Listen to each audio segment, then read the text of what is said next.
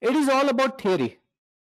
Today is all about theory. Today is all about understanding the setup and understanding the observations that we are going to be doing for just for today. Okay, and the test, that is live sessions. I am going to be there with you from 8:30 till 3:30 p.m. Okay, so when we are going to be in the live sessions, the that start is going to be how to begin with a plan, how to make a plan for the day, how to analyze the market, how to look at the market as per the setup. Okay, then how to understand what the global picture is and what can be the reaction of our market to that. Okay, that is going to be for the last 2 days. That is going to be when the live sessions are going to be. Okay, but today I want everyone to focus on the setup. Whatever I use, it's just not that a few indicators or a few price action setup, but whatever I use. Okay, I believe in providing value. I believe in providing the utmost value to every individual that is there. So what I'm going to do is, okay, what I'm going to do is I'm going to share a copy of what you can say observations that I have made over the years, and we have compiled all these observations. Okay, we have compiled all these observations, and we have named it a momentum Bible Excel sheet. Okay, it has almost 70 to 80 different parameters. Okay, it has 70 to 80 different parameters which will help you to understand various scenarios that are in the market. So as a value addition, I'm going to provide every individual with that, so that when you go home and you study, and when you watch this video, and when you go to your charts and see these scenarios, it will be a big eye opener for you, and it will help you a lot in your trading journey. Okay, now can everyone see the screen? So momentum, everyone knows, whoever is a trader. First of all, let's get a vote from everyone. How many have experience of more than 3 years in the markets trading? More than 3 years.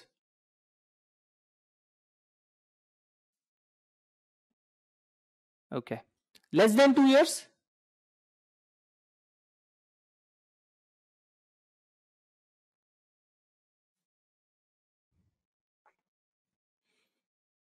Okay, right.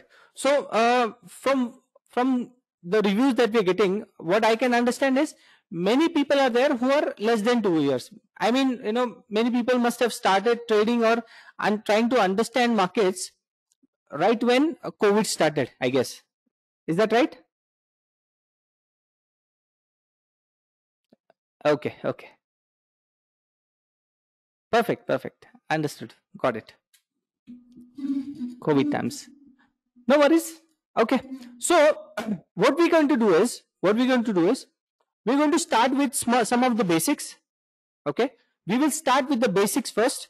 Then we will move on to the a little bit of a complex things. Not complex, but what we can say is indicators and how we can use them. Okay. So today, instead of just one or two strategies, what we are going to learn is we are going to learn an entire momentum world or an entire momentum setup that we have.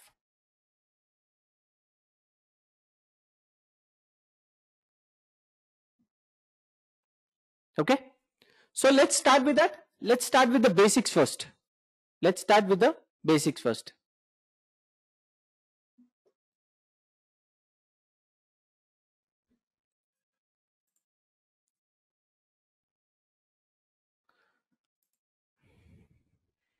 Give me a second.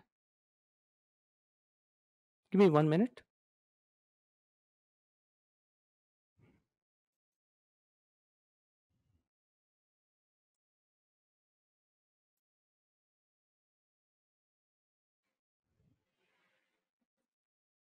Give me a minute.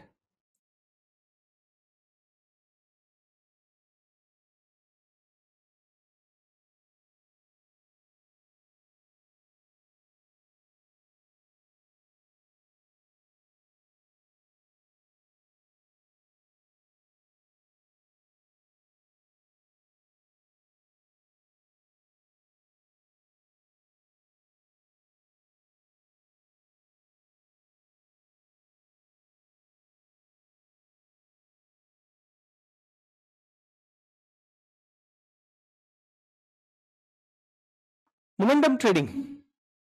What can you understand from momentum trading? When we say momentum, what can we understand? Momentum is what? Basically, momentum is speed and acceleration. Yeah, exactly. Speed and velocity. Both of them together combined gives us momentum, right? Now, we want to understand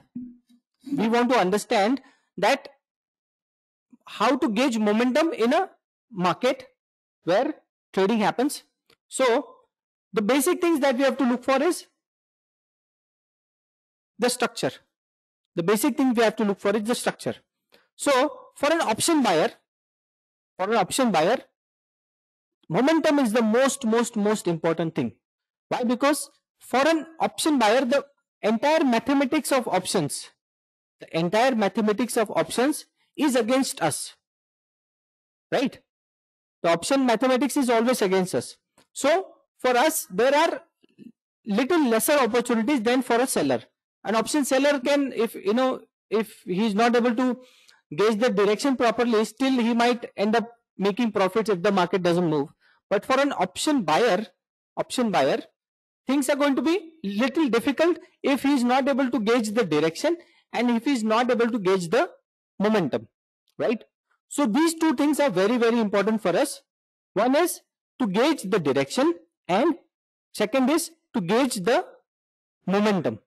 Direction and momentum, these two are very important things that we have to look out for, and that is what we are going to learn in the next couple of hours.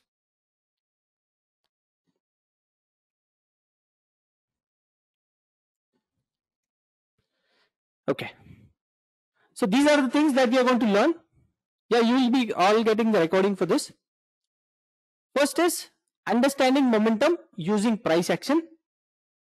Second is understanding momentum using indicators.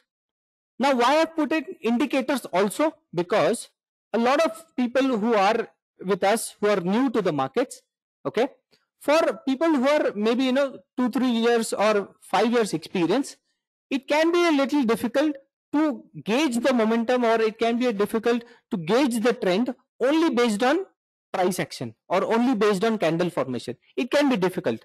Why? Because it takes a lot of time and a lot of practice and a lot of screen time for an individual to really understand the momentum and price action only based on the candles or price. Okay, so we have included indicators also, so that it will become very easy for an individual to understand when the momentum is going to come and to understand how to gauge it and where can be the entry and exit criteria.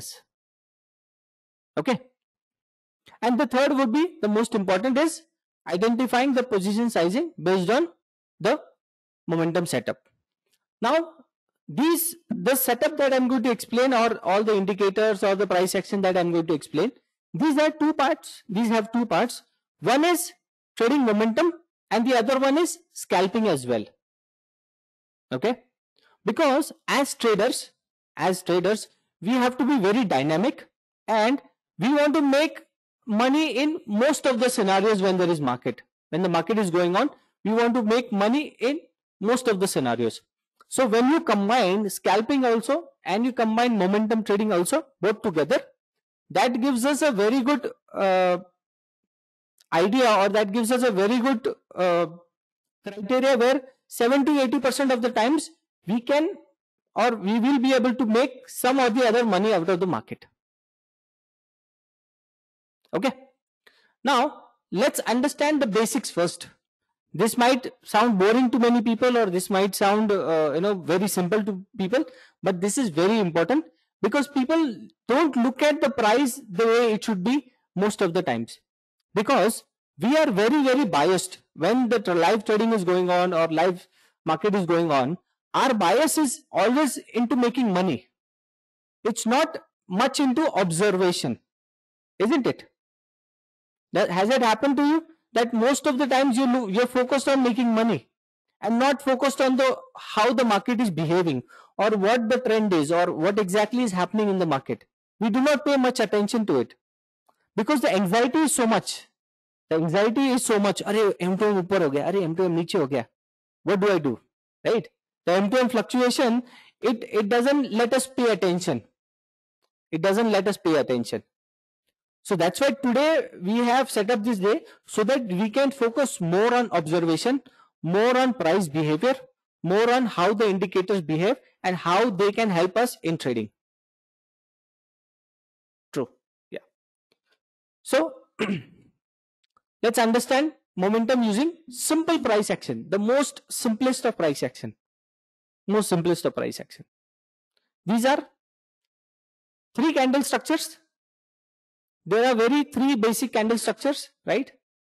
One is buying pressure candle. Second is selling pressure candle.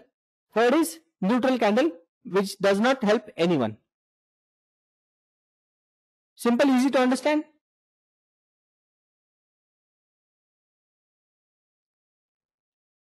Okay. Now these are three different type of candles. These are candle structures and very simple candle structures. One is buying pressure. Now this buying pressure candle means the formation is very easy to analyze, and if the candle closes near the high, that means it's very simple that okay, this is a buying pressure candle. This is a selling pressure candle, that means a red candle. And this is neutral candle, that means a doji candle. Doji candle is something that it's not giving us any kind of direction. That means nobody is interested, not the buyer, not the seller. Nobody is interested in letting the price move either way. This is selling pressure, which gives you a very clear indication, or the structure of this candle gives us a very clear indication that it is a negative candle, and after this candle formation, market can try to go down. Buying pressure candle showing a clear indication that it is a green candle, it is closing at the highs, and it is giving us a good indication that yes, from here on market can go up. Perfect. This is simple, the most easiest way. Okay.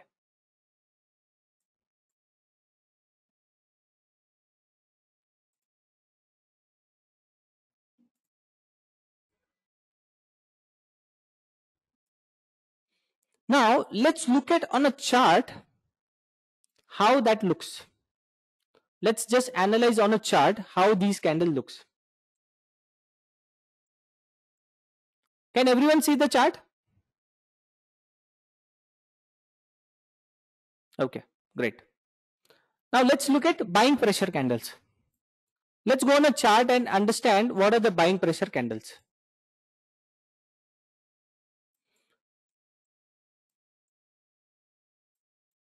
Now this is a good buying pressure candle, right? This gives us a very good indication. Good candle. This is another good candle.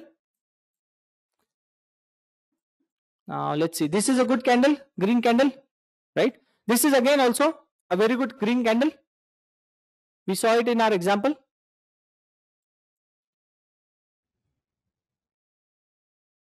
Okay, you want the chart in dark theme. Give me a minute.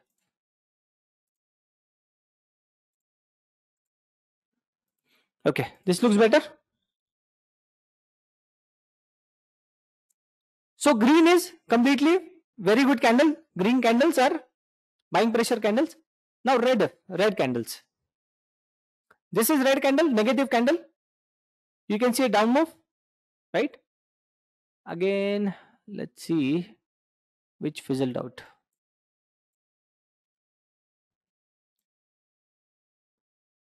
Yeah. Again, this is a good red candle, down move, good red candle, down move. Now let's look at doji candles. This is doji candle, nothing happening. Right? Nothing happening here. Again, this is doji. Again, these candles, nothing happening here much. So, this is the most basic. Yeah, I just only use 5-minute time frame, 5-minute and 15-minute maximum. Yeah, I'm just going to be using 5-minute time frame for the next 3 days. Because I am a short-term intraday trader, that's why I use 5-minute as a time frame. Okay. Now, these candle formations gives you a clear idea. that what is happening?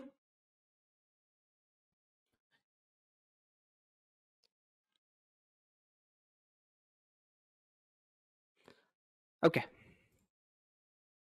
Now after this buying, now what we have to look for is, the next thing is price action analysis. We saw that the red candle formation and the green candle formation, what are they? Now the next thing is, as an intraday trader, this is the most important part for us. That is how to mark the support and level, how to mark them, and how to successfully trade them also. Right? Everyone wants to know that, isn't it? How to mark a level, or how to understand which is going to be a selling area, which is going to be a buying area. Everyone wants to understand that, right?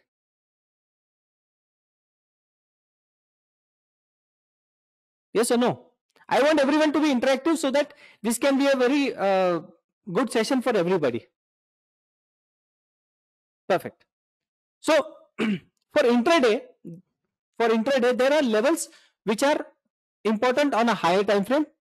For intraday, there are levels which are important from a higher time frame, and there are levels which can only work, or which only work, or which are only helpful for that particular day. So let's look at them and let's try to work on them.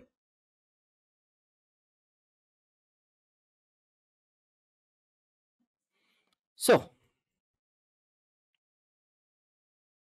this is the regular chart that I use every day. This is the regular chart that I use every day.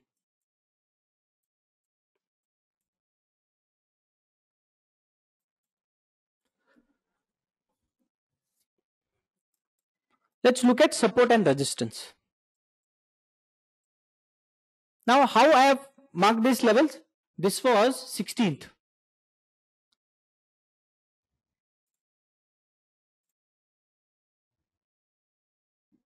Yeah, this is left. On the left side, 5 minutes is there. On the right side, I have 15 minutes.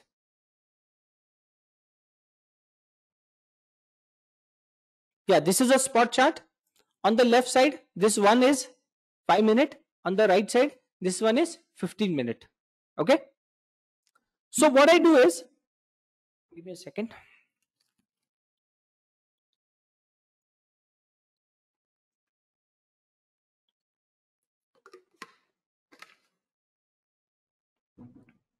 Yeah, good question. That for the next 3 days, I am only a bank nifty trader. Okay, just a bank nifty trader. I do not trade nifty, or I do not trade any other stock also. I only use bank nifty, and I only trade bank nifty, and most of the focus is on scalping and momentum trading.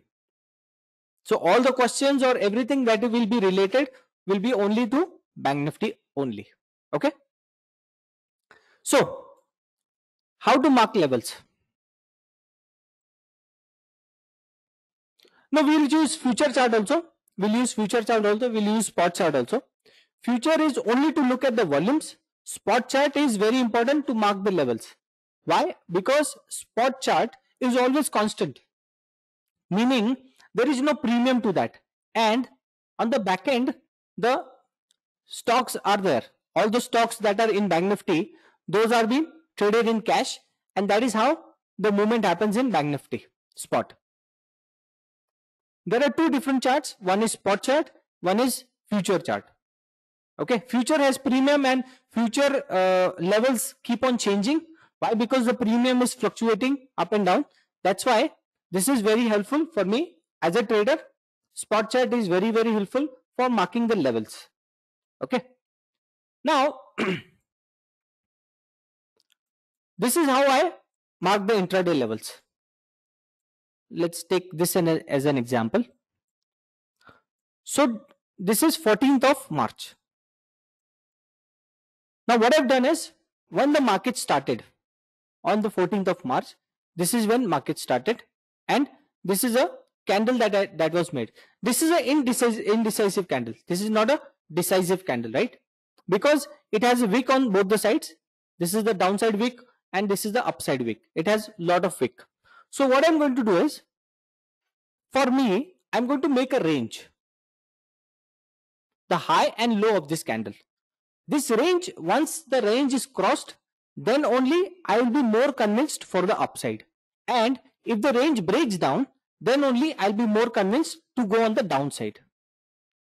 Simple, easy to understand.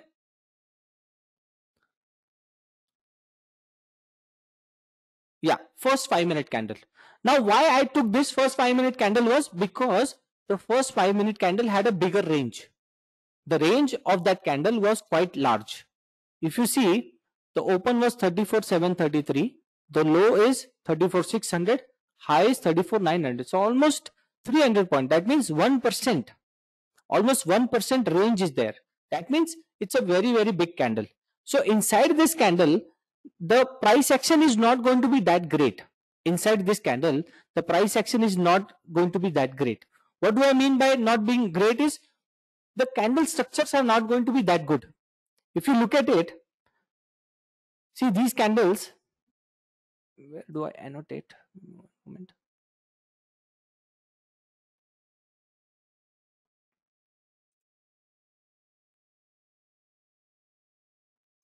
Yeah. See, if you see these candles, these are not convincing and these are not good for a trader. Not even good for a scalper, not even good for a momentum trader. What we need is decisive candles, or what we need is breakout candles. Levels, we need a breakout candle. Now what has happened to this candle? This was a completely red candle. This was a completely red candle, and from there we had a very good move, and this is where the level was crossed. And once that level was crossed, you can see what happened.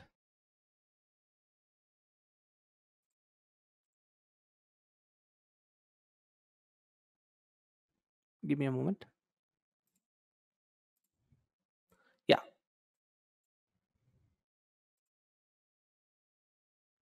Once this breakout happened, you can see we had a very, very good up move.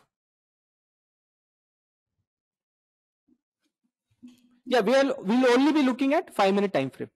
So now this is how, for me, the support and resistance works. Comparatively, if you look at the other day, now let's look at the 11th. Again, 11th, what happened? Had a gap down. From gap down, moved up, made a higher range, made a lower range. So as a intraday trader, what I will do is I will mark this level once. I will mark this level down because it has taken support here. It has made a base here and then moving up. So this becomes again a area for me where I will be waiting, or I will be only scalping. So this is how I define the range, and this is how it helps me in trading. So small support and resistance can be made so that we can avoid a lot of over trading. Now, once we have made this range, let's say this higher and this low, what this helps you is it stops you from over trading. That's why I have named this level, or I have named this zone as control Uday zone.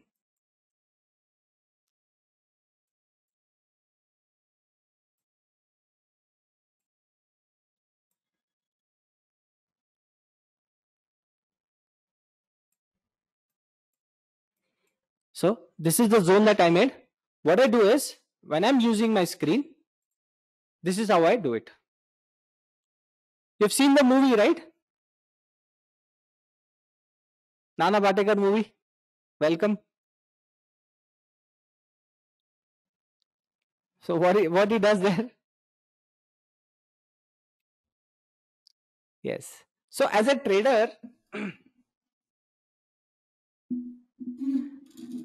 yeah, it is necessary, or it can be part of process. You can name it anything. You can name it anything that you want. But it is just for me to understand that, boss, this is the level where you have to control your trading. Or this is the level where you can only scalp, or maybe just take 20 points, 10, 20 points and get out of the trade. Yeah. So that is what either we can scalp inside this range, or we can wait for a breakout or breakdown of this range.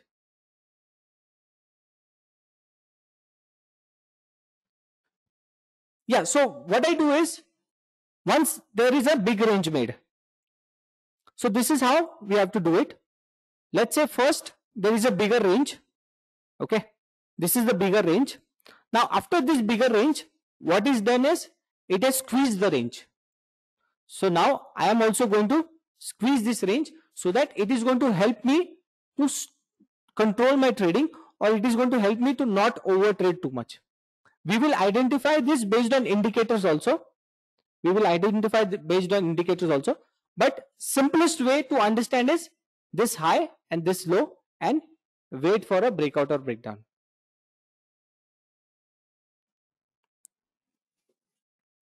Okay. So this is clear what we have to do. We have to mark a range. We have to mark a higher range. We have to mark a lower range. In live market also, we will do that. And every day, what I do is, let's say I let the first hour grow, first 1 hour. Once the market has completed the first 1 hour, then I will see if it's made a range, and I will mark the high and low of that and wait for a better direction. Either wait for a better direction, or I'm just going to scalp in that range. That is what we are going to learn in the live sessions. How to scalp also in the range, and how to wait for a breakout or breakdown also.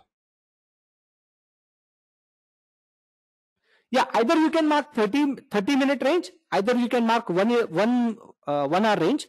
Depends on how the market has been. If the market has been very volatile in the first 1 hour, then the range can be higher. If the market has been very quiet, and if the market is inside a very small range for the first 1 hour, then you can mark that range. So it all depends upon the scenario, or it all depends upon what has happened on that day. But very important is the first 1 hour. Always understand that first 1 hour is very important. Okay, always mark first 1 hour range, always.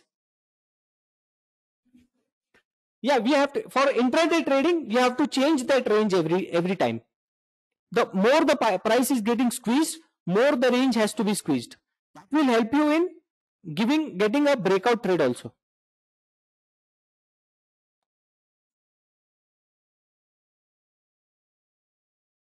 No, that's not necessary that we will take a trade after 1 hour. We will take the trades based on what has happened in Dow, based on what has happened in other markets, and how our market is reacting. We will take a trade, but for us to control over trading, for us to not trade too much, because then morning profits will get lost, and again, the psychology gets disturbed. Then we as a trader don't understand what is our goal for the day. So just to set the perspective right, just to set a proper goal for us, first, once the high volatility of the first 1 hour is done, then we have to slow down our speed, and then have to look for more better trades after the 1 hour. Yeah, we'll be taking opening trades, we'll be taking whatever we see at that moment on that day. Let's say Wednesdays are live trading, whatever we see, we are going to do that. So as I said, there is huge amount of learning. There are a lot of things that we are going to learn. So let's take it step by step. So these basics are understood. The candle structure, the how to mark the level, how to mark the range. Okay, good.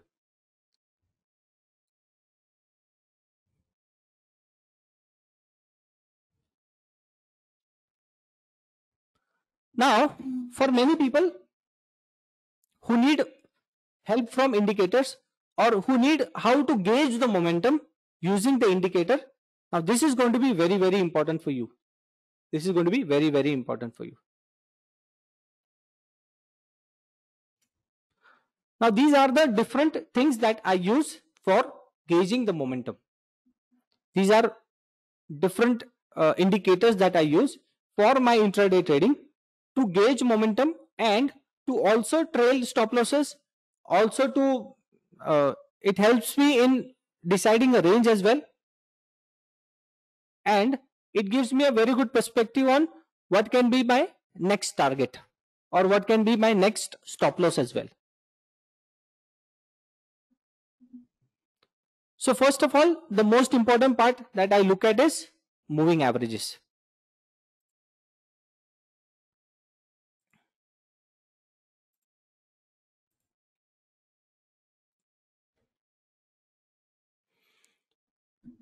Moving averages gives very important are very important for a trader, and it gives dynamic support and resistance, and are the most useful to gauge the momentum and the trend of the direction. This is a very important point, that for an intraday trader this is going to be very helpful. So I'm going to be sharing this document with you all, which is going to have all the different scenarios. It has more than 100 scenarios, that we have captured, and how price reacts around these parameters. I'm going to share this Excel sheet with you all, so that this is going to help you in your trading journey forever, because these are 5 years of my experience, and I'm going to share all these with you. For this is very important for intraday trading. This has all the different tabs. This is price action, expiry, VWAP, premiums, indicators, EMAs. All of that will be very helpful for you all. Okay. So now as a trader, I want to make a setup. The first is I want to make a setup. Now what all things I include in my setup? What all things I want to include in my setup? First is I want to include moving averages, because they act as a dynamic support and resistance. Second is I want to use momentum indicators, which will give me a clear indication of where the momentum is going around. Is it going on the upside? Is it going on the downside? That is what is going to help me.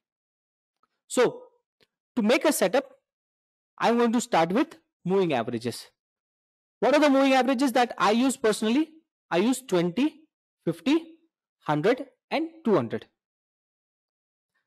Yeah, they can be used on spot chart also. They can be used on the futures chart also. Both of them. I'll be using both of them, and I'll be showing how they can be used on the chart. Okay. So let's go and see how the 20 moving average.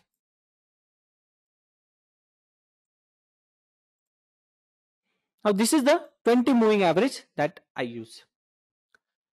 Now 20 moving average is very helpful for me. Why is it helpful? Because everyone knows about Bollinger Band.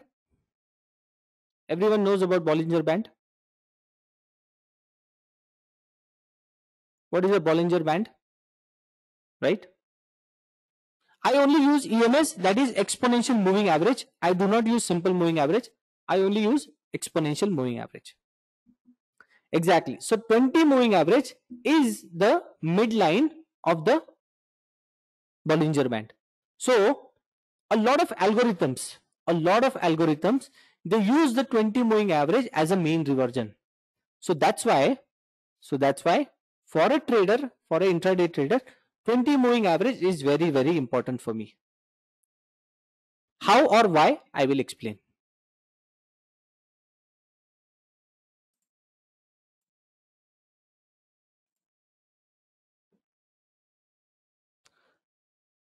Now if you observe here, what has happened here?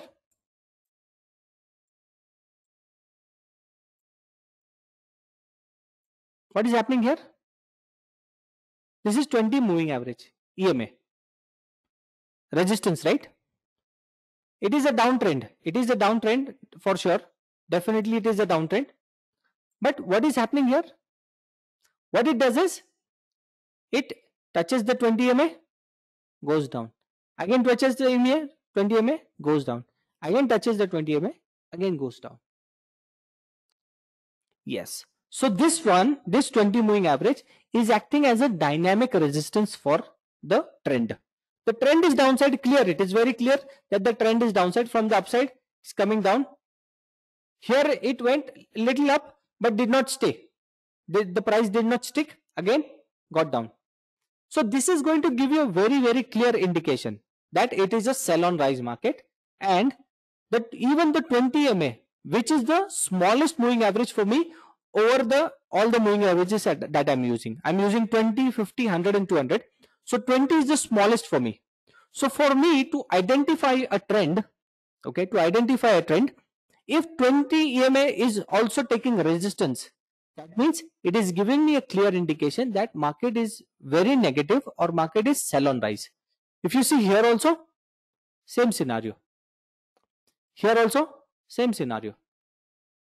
So 20 EMA is very, very helpful for me in intraday trading, especially when market is trending either side, either it is upside or downside. Now this is an example of a downtrend. I do not use 1 minute, I only use 5 minutes. So all the explanations will be only on 5 minutes. So this is how it is showing clearly that it is on the downside. Now let's identify how it can look at on the upside.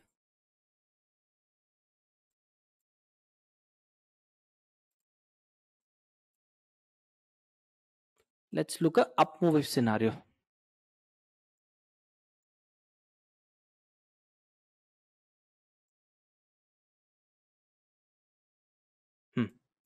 This is a perfect example.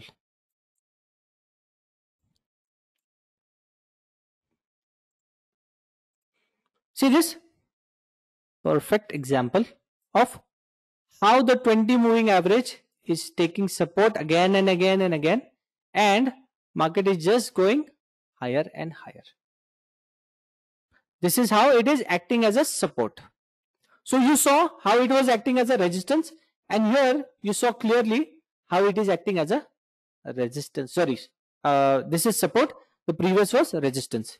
This is clearly acting as a very, very good support, and market is just going higher and higher.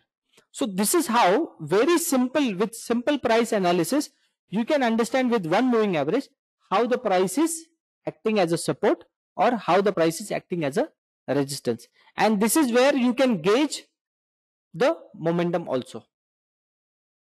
Now we understood this 20 moving average and we understood that the candle structure also. So how to use them, both of them in conjunction together?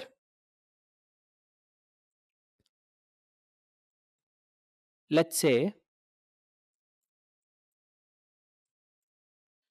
every time you see, what is the candle structure here?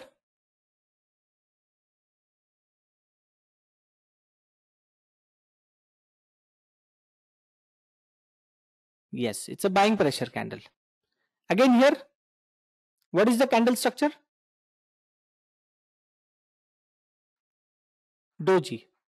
But still buying pressure. Why? Because it touched the moving average and bounced back. Again same here. Same here. This is also same. So whenever you're observing price action, observe it in this way, that what is happening or what kind of a candle structure are we getting at the moving average. What is the candle structure we are getting at the moving average? That is the most important part that we have to understand. Another thing that we have to understand, another thing, looking at the line, looking at the moving average line, do you think it is trending? And can you gauge easily that which direction it is trending? Yes, the slope. You have to look at the slope. See the slope? Very good, right? Perfect, rising and going higher and higher.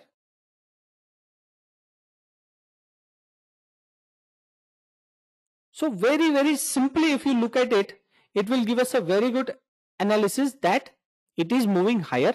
So I am not going to look for trades which are on the bearish side.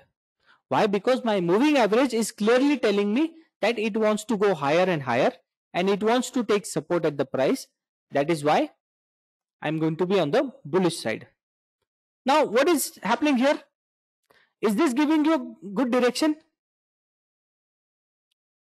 What is the moving average telling you? Perfect sideways, right? So whenever you're using this setup, always look at the moving average, the way the behavior is for the moving average. Always look at that. Never forget that you have to look at the slope of the moving average. If the moving average is like this, flattish, it is clearly telling you that boss, stay away from the market. Very, very clear. The moving average is telling you very clear that boss, you need to stay away from the market. It is just going to be choppy or it's going to be sideways market. And I can tell you that many people lose only in this trade, isn't it? Many people will only lose inside this range. True? Exactly. So that is why this indicator or this moving average and other moving averages will help us very, very clearly to identify which side of the trend it is going to be. Yeah, Ravindra, simple. You have to look at the moving average. Ravindra, you have to look at the moving average. The moving average is very flat here, right? Whenever the moving average is flat, that will give you a clear indication that it is a flat market. See here also, here it is trending. After it broke, then it started coming down. And again, it's showing you clearly that it is slanting on the downsides. So these will be the most difficult trades. For many people, these will be very difficult trades. These kind of trades will be the most difficult. Why? Because a trader will not be able to gauge if he has to be bullish or he has to be bearish. A trader will not be able to gauge. So that's why these are very, very difficult trades, because the trend is changing now. The trend is changing now. And these are my favorite days. Trust me. These are my favorite days. Because when the trend is changing from upside to downside and from downside to upside, that is when we get a very, very good move also. And that is when many traders get trapped. And that is where the edge lies. For me as a trader, when most of the people are trying to get trapped or maybe not able to gauge the trend, this is what is going to help me, and this is what is going to give me a different edge altogether. Because my moving averages are telling me that now we are slanting downwards and we want to go downside. I know, I understand that, Harshal, that it looks very, very simple. It looks very simple. अरे ऊपर जा रहा है, नीचे आ रहा है, यही तो करना है, दूसरा क्या करना है? यहाँ पे देखो sideways है, तो कुछ नहीं करना है. Isn't it? So simple. Look wise, it's so simple. But when market starts, that is why I said that everything that we have to do is today is observation. Observation, observation, observation. Only that. That is what is going to make us a strong trader. Because when the live market is going to go on, our focus is not going to be on the observation. Our focus is going to be on making money. So live market, that's why we are doing this session live market, so that we can understand the observation. We can have a balanced psychology. How our focus will always should be on the setup.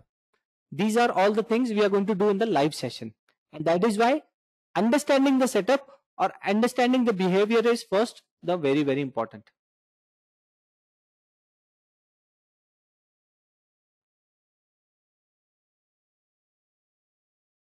Okay, so this is the 20 moving average.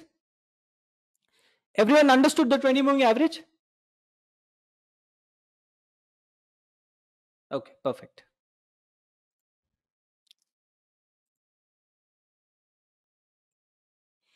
Now next one is 50 moving average.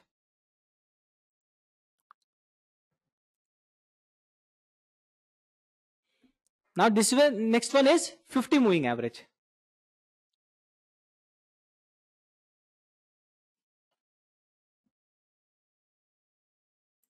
Yeah, you can use lesser also, but for me this has been more beneficial.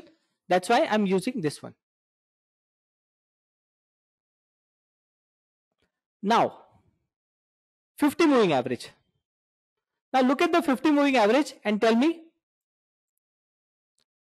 does it help more in analyzing? Does it help more?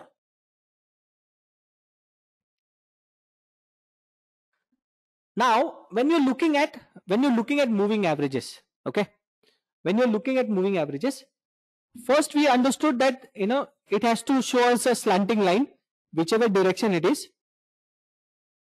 It should show us the slanting line, right? Then the second one is crossover. Yes, the second one is crossover. The crossover is very, very important. Crossover is very, very important.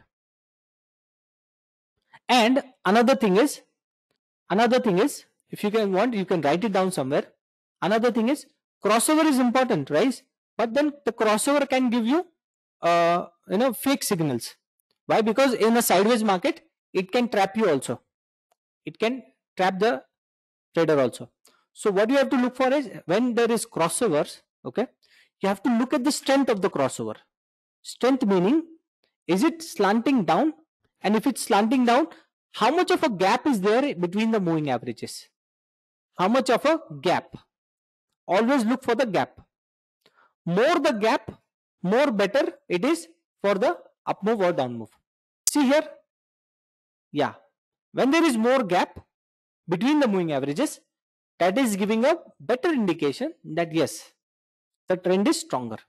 And when it breaks, and when again, if it goes down, it's going down, breaking the moving averages, that gives us another indication that okay, now the trend has already changed and it is going to go down. If you observe this carefully, another thing you have to observe carefully, what we discussed was the candle formation, right? How is the price reacting around the moving averages? How the candle is behaving around the moving averages. Now, how the trend has changed? How do I identify that the trend has changed? See this candle formation and see this candle formation.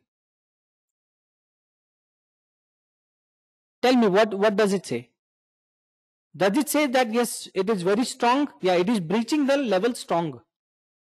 Yes, it is going down with strong conviction, with force, with a full body red candle, without any wick, full body red candle.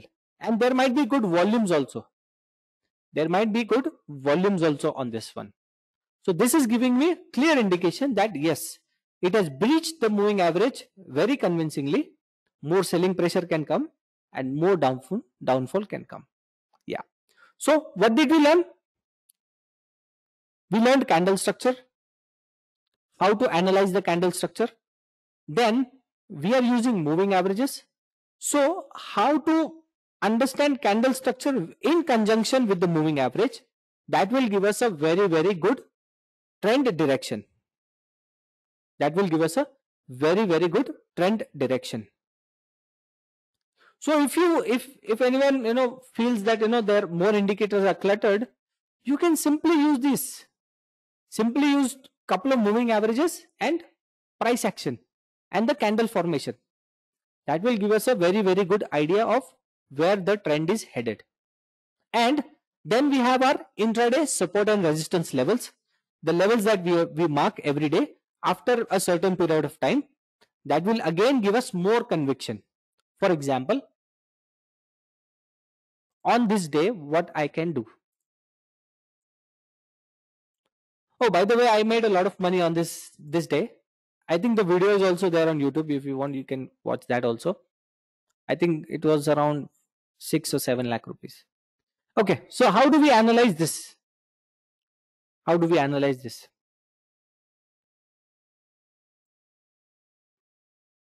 First is M pattern. M pattern. This is a M that was made. That means it is a double top. M means a double top. That is one thing. This is a range for the M. What is the height of the M? 35,400 to, sorry,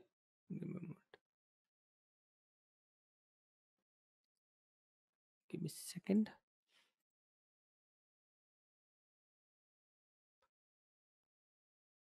35,600 to 35,400, 200 point range this have. And again, the day's low is here. So day's low is 35,200. So from 35,400, the first target is 35,200. If 35,200 is broken, then I have more downside target.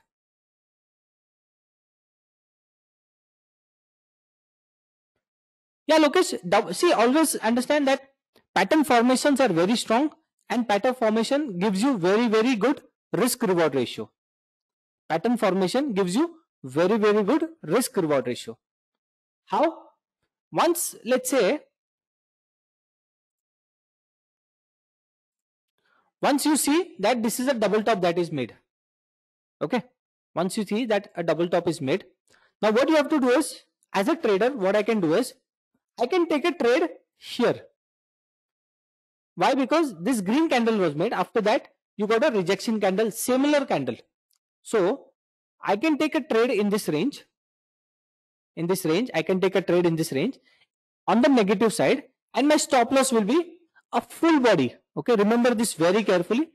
My stop loss will be a full body green candle closing above this double top. Full body green candle closing above this double top. That is when my stop loss will be there. Okay, and then you can keep on trailing. Keep on trailing. Let's say trailing, how can be done? How it can be done? This was the M. This was the breakdown of the M. So when you have seen a full body red candle downside, my stop loss will be the breakdown of the M. Now another candle you got, my stop loss will be again this only. Once it breaks down, once it gives me more red candle, then my stop loss will be this. Once I've got this red candle, then my stop loss will be there. Yes, entry can be done before the M pattern also. It depends on your conviction and depends on your experience. Once you observe this pattern or once you have traded that pattern multiple times, that is when you'll get more conviction and you'll be able to enter at a higher level also. Okay, so 50 is also clear to everyone. What did we learn in 50 moving average? That we have to look for crossovers. We have to look for the crossover. We have to look for the slanting, at which direction it is slanting, and if there is a good gap between the moving averages, that is what we have to look for.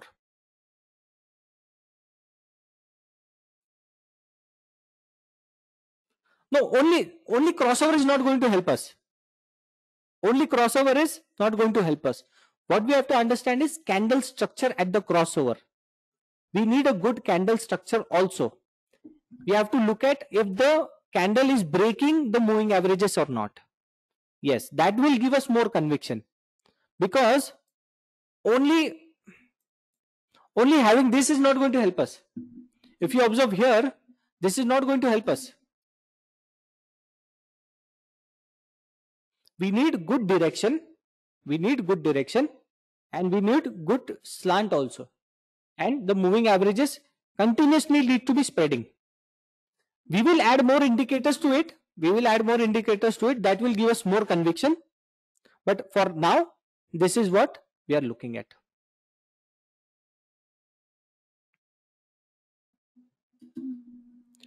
On a smaller time frame, it is quite real time. A little bit lagging it can be, but that's why we are looking at price action, Ashish. That's why price action is very important. That's why the candle structure is very important, because the candle structure is what is going to give us more confidence. Always, when you're trading, first is candle structure, then comes the indicators. Always indicators are additional confirmation. Indicators are not the truth. The truth is the price action. The truth is the candle formation. Once that is happening, that is the next part is you have to take additional confirmation from the indicators. It's like price action is your principal. When your boss has given you confirmation, when the candle formation has given you confirmation, then you can go and tell your employees that, okay, we are going to do a celebration.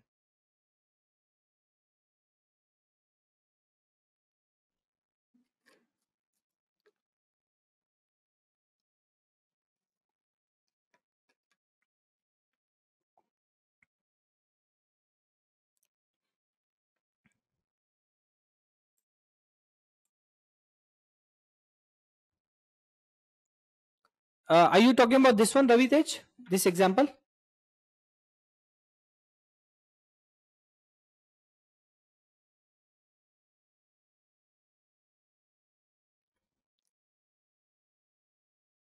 Yes, Ravi Tej, are you talking about this one? Before that, this crossover, right? Bearish. This one? Yeah. So in this case, if you remember, if everyone remembers this carefully, what we discussed that before the crossover, crossover is later, but before the crossover, what is happening? What is the price doing? What is the price doing? Price has broken the moving average with a lot of strength. Here, price is taking as resistance. Here, price has broken the range very, very strongly. I do check volumes also. I do check volume. But look at the candle structure. Rajendra, I am not going to take a trade here or at this candle. My trade will be after the breach of the this one. Yeah. See here. Yeah. This is also very good indication that it has broken the day's low.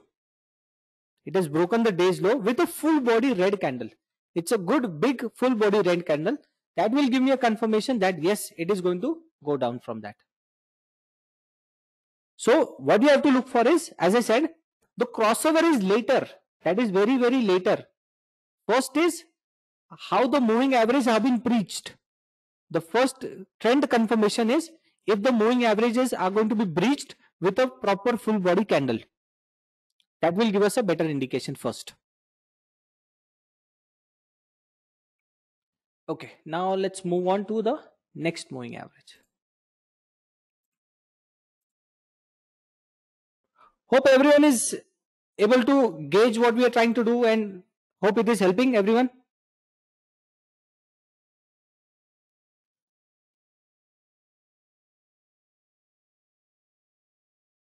Okay, perfect.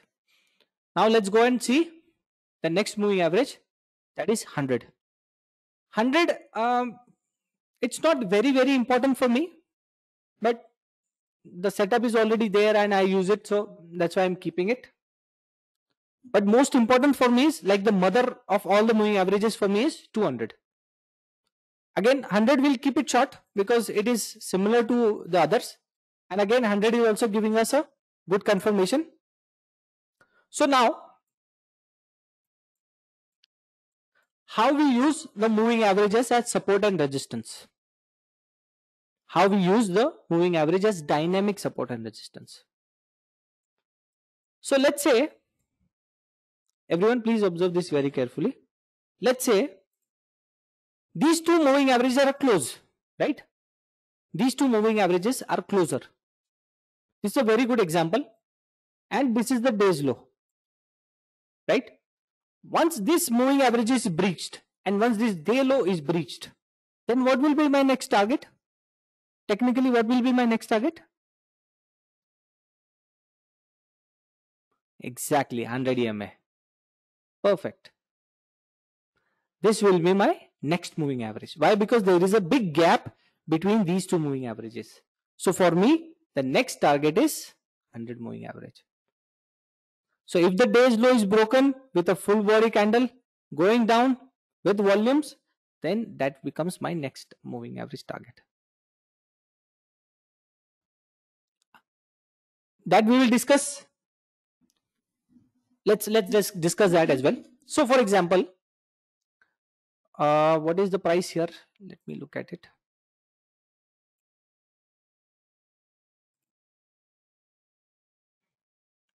35, 30, sorry, yeah, 34,900. Okay. Okay, so let's look at the chart.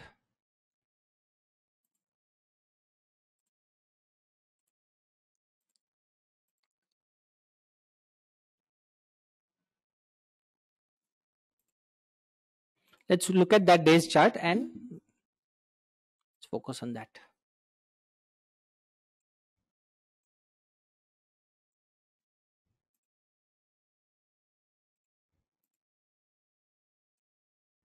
What day was that?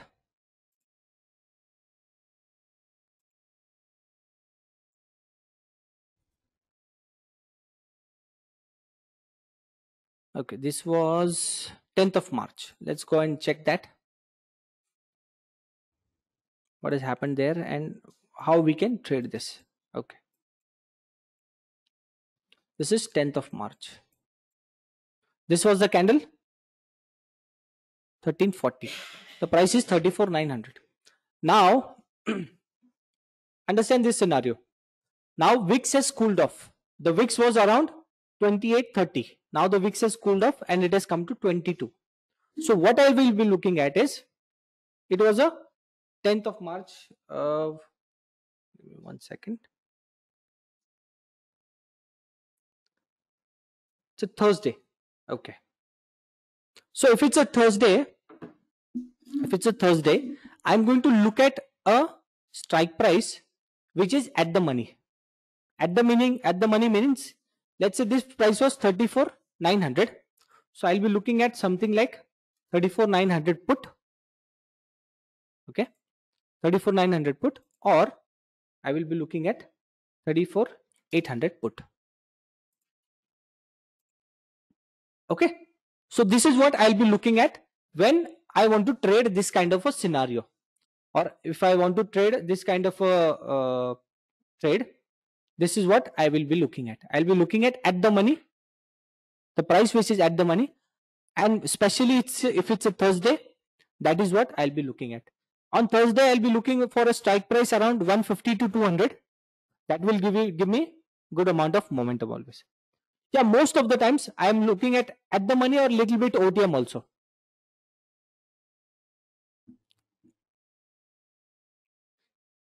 Yeah, why at the money in this situation, this particular situation? See, this is where experience counts. Now, once this 50 moving average is broken, what I'm looking at is 100 moving average. Let's put it here. Now, how much of a gap is there? Right from 34,800 to 34,500. There are 300 point gap. And my target is 300 points. My target is 300 points. And remember, it is 130 or 145 at that time. That means if I'm looking at the money, it is giving me a fierce move. So a option which is 150, 200, it can move to 400 or 500 within the next two candles. Isn't it? Because the pressure is going to be very fast. It is going to be very fierce, especially on an expiry. If you're getting a 300 point move in two candles, that means the explosion of the price is going to be very good. So that's why how I want to capitalize on it is that I want a option price which is sasta. I want to buy something which is cheap. I want to buy it in quantity, and I want to exit it at a higher, 50, 100 point higher. So I want to take advantage of all of these things. All of these things I want to take advantage. That's why I want to take a premium which is quite cheap, 150 to 200, and I want to leave it at 300 or 350 by taking maybe 2,000, 5,000 quantity or 10,000 quantity also. Because that will give me more value for the trade that I am investing in. It will give you more value and it will give me more amount of money also. Only and only in this situation. Please understand, this situation is a unique situation. It is a 300 point move. That is why I will be looking at this scenario. If the at the money premium is high, then I will go for little OTM also. Maybe 100 to 100 point OTM also. I am okay with that. Why? Because I am expecting a 300 point move. I am expecting a 300 point move. That is why I'll be more confident of going into little bit OTM also. Entry will be at this candle only. Once this is breached, I will take it in the running candle also. I have no problems. But I will wait for the third minute. If this is a 5-minute candle, the entry will be at the third minute. Entry will be at the third minute of the candle. Sure.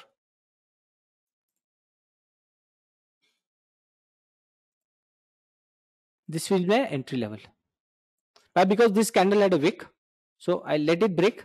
I will wait for the third minute of the candle. Once the third minute is over, that is when I will enter.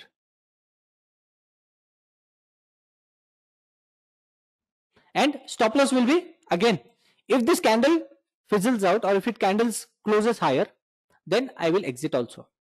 Here will be my exit.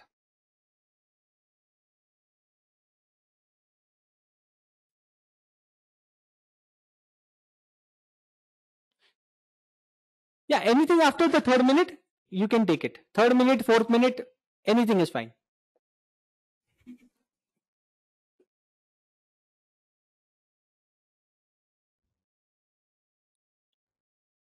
Okay.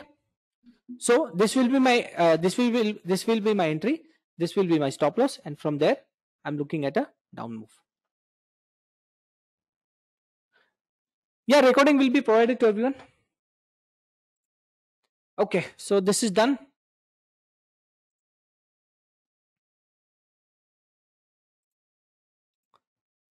Now let's move on to the next moving average.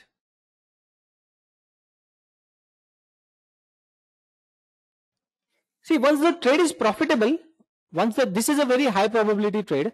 This is a very high probability trade. Once the trade is profitable, then you can, बोलते ना कि stop loss स्वाद अनुसार, as per the amount of risk you can take, as per the amount of money you are ready to put on the table. That is how you'll be able to gauge it.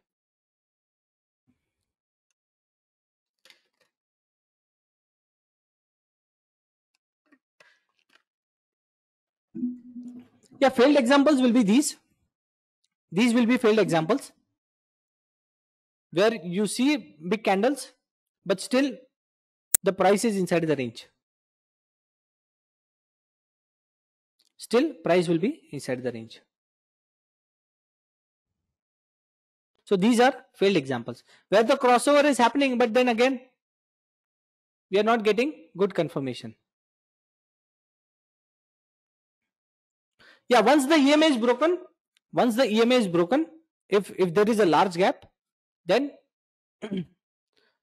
say, let's say if a candle closes above this, that can be the trailing stop loss.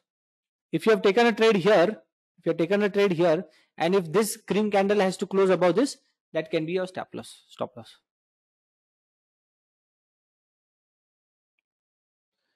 How much time you can be in the trade for? 5 minutes, 10 minutes, or maximum 15-20 minutes? That can be that can be enough depending on the trend. Sometimes I stay in the trade for 30 minutes or 1 hour also, but again, that is mostly in an up move, because I am more confident in an up move than I am confident in a down move, because down move is not that smooth. The way up move is very smooth, and it keeps on continuing. The way down move is not that smooth.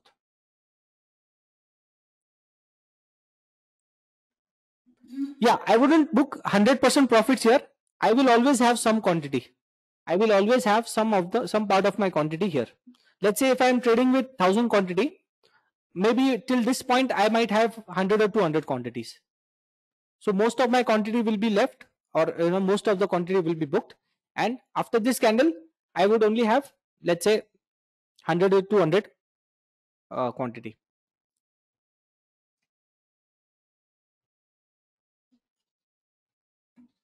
Rajendra, I use 5 minutes, so I'm comfortable with that. I have not used 3 minutes, so not sure about it. Okay, now let's look at 200 moving average. This is the mother moving average, and this is my favorite one. This is my favorite moving average.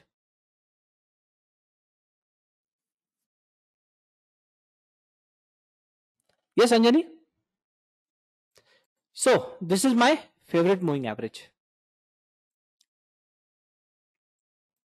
And this is also I call as a trend changing moving average. For me, 200 is like a trend changing moving average. Why do I say that?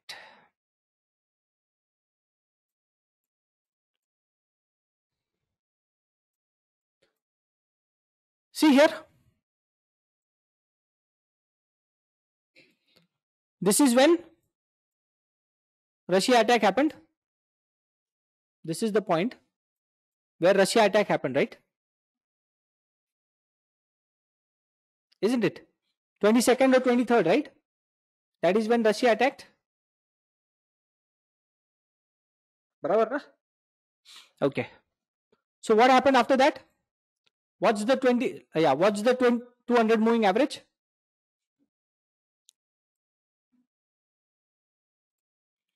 See here, rejection.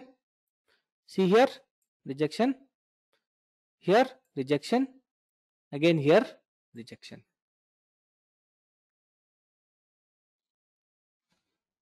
Perfect.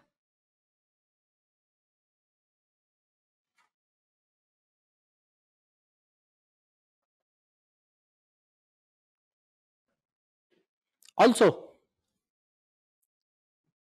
look at these moving averages, what they were telling you.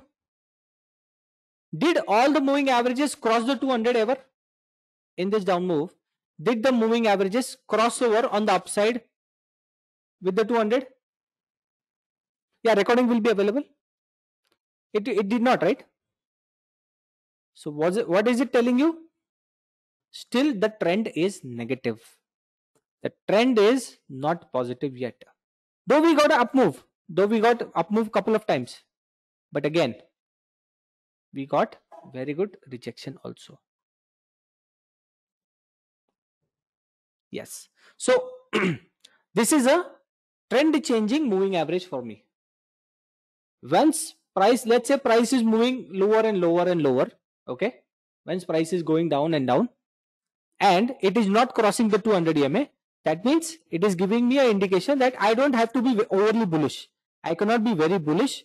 I'll have to be cautiously bullish. Once it crosses the 200 EMA and once the moving averages start moving higher, that is when I'll be more bullish. And for bearish, same scenario. Till the time it's not crossing the 200 EMA, I will not be very, very bullish. I'm going to be bearish most of it.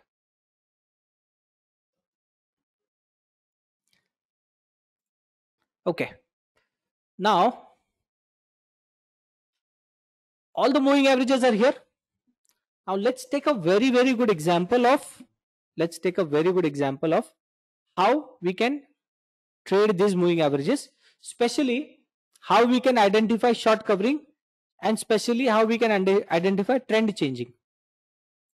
Now let's look at bullish scenario first.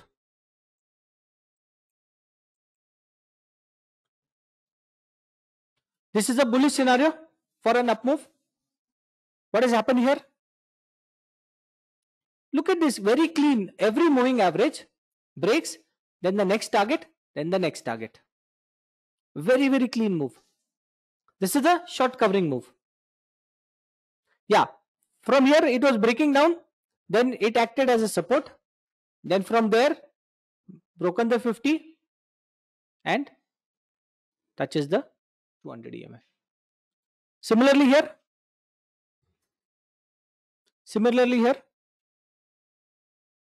always remember, as we discussed earlier, that whenever you're getting a full body green candle breaching the moving average, that is a very, very good indication. Especially on the upside, it works very, very beautifully. On the upside, it will work beautifully. Now, where did the trend change on the upside? Let's observe that. Where did the trend change on the upside? See here. Now observe. Where did the trend change? Right? What happened here? Here it was taking resistance, but the price was not breaking all the moving averages. Price was consolidating. That means the buyers were more confident now. They were not confident here, right? They were not confident here.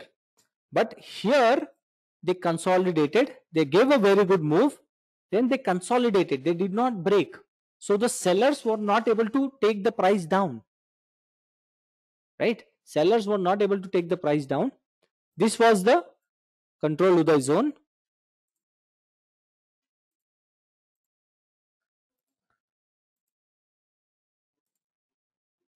This was the CU zone. This was the control Uday zone. Once the breach was happened, then we had a very, very strong move. I only trade current week expiry, Mayur. So this is observation. These are the observations that we have to look for, which will give us, or which will keep us the bias very clear. It will give us a very, very clear indication. It will give us a very clear indication what really is happening. Now, on a daily time frame, let's look at what happened on the 9th of March. Let's look at the daily candle and see what happened on the 9th of March.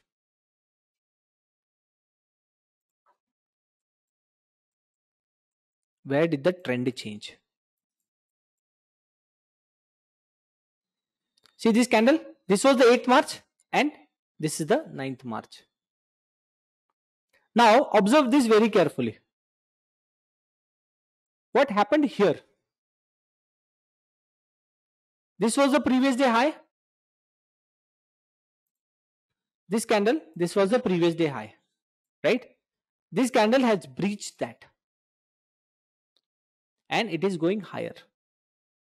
So back to back, two green candles. And we had a closing also above the previous day high. So this was a trend changing moment here.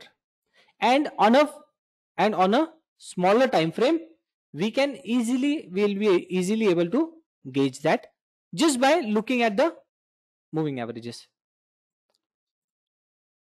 Just by looking at the setup, just by looking at the moving averages, we'll be able to see this very, very clearly. Again, as we discussed, we need a full body candle and we need a breach of the day's high. This was the breach of the day's high. So this is a beautiful conviction trade, very, very beautiful conviction trade. And then the rest was just higher and higher.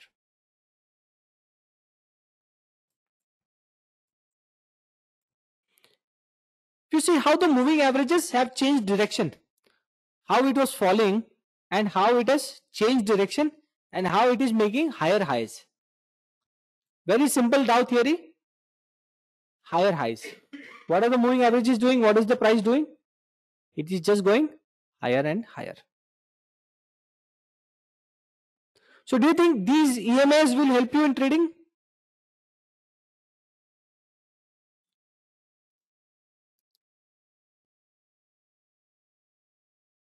Perfect. Great. Yeah, very simple and very helpful. What you have to do is focus on the observation. While trading also, focus on the, along with the price action. Exactly.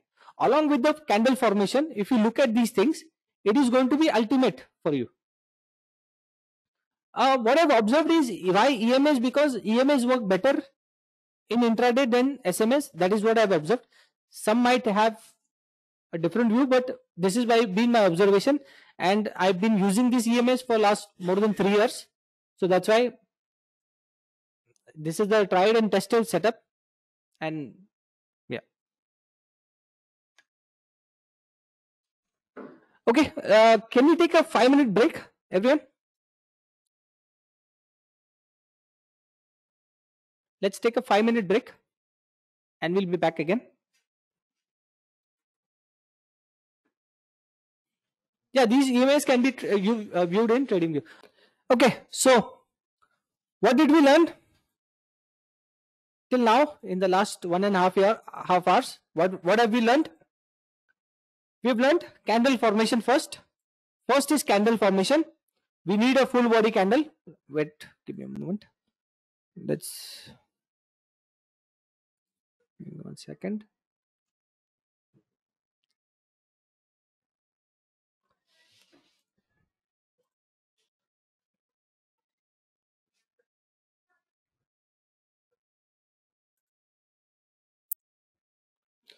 We learned candle structure first. Okay. First candle structure we learned. Buying pressure candles, full body candles we need. Then we need selling pressure. Selling pressure candles are red candles, full body red candles, or candles which are turning red, which were green and then turning red. And the third is neutral candles, which is doji candles that are not helpful for us at all. These are telling us that there is no interest from the buyer or seller. And these are candles which are required for us to be entering into a trade. Okay. The next thing what we learned was price action analysis, where we have to mark the levels. We have to look for the higher level, we have to look for the lower level for the day. Okay. And then we have to decide which direction it can go. Okay. Another thing what we are going to learn is today I will give you analysis for Monday. Many people obviously will be trading, right, on Monday. So I will give you analysis for Monday. What are the levels that I am looking at? What are the key important levels? And what can be the direction? I will give you that analysis also for Monday. So it will be helpful for you. Okay. So price action we learned. We have to mark levels. We have to mark levels and higher levels and lower levels. And once the range is getting squeezed, so we have to squeeze the range. We have to keep the ranges as much the price gets squeezed. Once the price gives a breakout above those levels, that is when we can go into a trade. Yes, scalping also can be done. Once the range is formed, we can do scalping also inside the range. Only thing is the range has to be a little higher. That means at least 200-300 points if the range is. That is only when we can scalp. If the range is very small, then scalping also is not possible. This is what we learned. After that, what we learned was momentum trading using indicators. The first thing we learned was moving averages. First thing we learned was moving averages. We are going to be using 20 moving average, 50 moving average, 100 and 200 moving average. Okay, these are the moving averages that we are going to be using, and we discussed the importance. We discussed the importance of every moving average. How every moving average acts as a dynamic support and a dynamic resistance. Once the range is wide, that is when they will be very, very helpful for us. Also, these indicators give us a very good sense of the direction the market is headed. Okay, these moving averages gives us a very good sense of the direction. When they are coiled or when they are coming close together, that is giving you a very good idea that market is not trending, it is going to be a sideways market. And when the moving averages are expanding or they are moving away from each other, that is giving us a clear indication that it is going to be a downtrending day or a uptrending day. Okay, hope this is helpful for everyone. Hope everyone has understood these things. Now I want to go to the questions. Now questions, first I would request everyone to only focus on questions regarding this setup. Please, I would request everyone to focus or concentrate your questions only based on whatever we have learnt till now today, so that we don't get questions that kal kya hoga ya fir what is the strike price you choose. First let's focus on this, rest other things we will take it later. Yeah, we will learn MSTD stochastics also, but first I want, if anyone has any questions regarding this, I want to cover that first.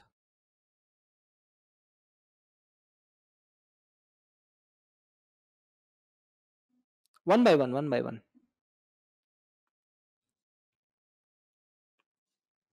How to see, there is no how to identify. Yogesh had a question that how to identify false breakout or there is no what you can say clear cut what you can say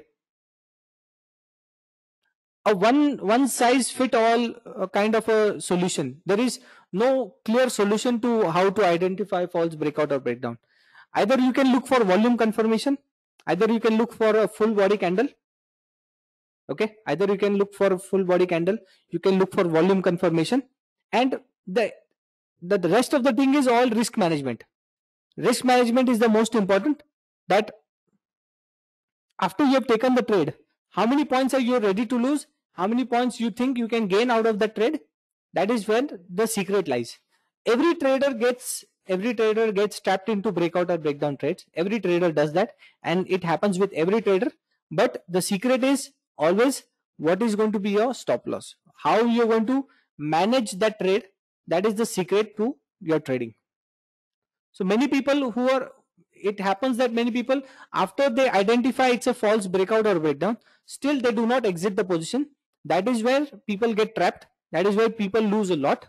And there are traders who will focus on the risk management, and they will exit the trade as soon as they identify that it's a false breakout. And for me also, I do the same thing. For me also, I do the same thing, that I get trapped into a false breakout. I do get trapped into false breakout. I will immediately exit the trade after looking at the trade. If I'm losing 30-40 points premium from that option, I will exit that trade. And if it happens again, if the trade is again coming to a breakout or a breakdown, I will take that trade again. If I fail 3 times also, I am going to take that trade, because I am looking for a breakout or a breakdown. Because I know that if I lose 20-30 points in a trade, but once the breakout or breakdown happens, I can get 100 or 200 points also in that trade.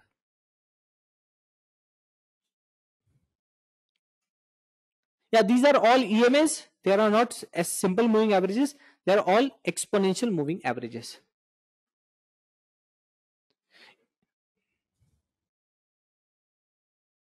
Yes, scalping will also be covered. Do not worry about that. Scalping will also be covered. And whenever I am taking a trade for the next 2 days, whenever I am taking a trade, I am going to mention it, that is it a scalping trade or is it a momentum trade. I'm going to mention it to that, so that everyone will be able to understand that, okay, this was a scalping trade. So that's why Vijay was looking for a 20-30 point target. And if it was a momentum trade, then Vijay was looking for a 70-80 points or a 100 point target also. I will be mentioning that also. Yeah, simple difference between momentum trading and scalping is, in momentum trading, I wait into the trade for 15-20 minutes or maybe 1 hour also. And in scalping, the entry and exit will happen within 3-4 minutes, or sometimes 10-20 seconds also. That is what scalping is. That is the difference between scalping and momentum trading. Scalping trades maximum 20 to 30. Maximum 20 to 30 is what I'm looking at, not more than that.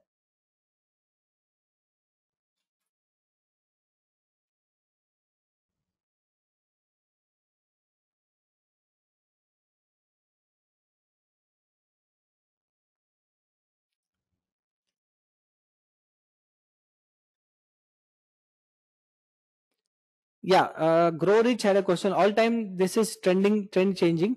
If price goes above 200 EMA, yeah, price goes. It's not only price going above moving average, but price needs to stay also above 200 EMA. At least for the next 15-20 minutes or 30 minutes, price needs to stay above the 20 EMA moving average and the other moving averages. Let's say in this scenario, these moving averages needs to be staying above this. Here what has happened is, though it went above it, went higher, took a resistance, again came down, main consolidation, moved higher and then started breaking down.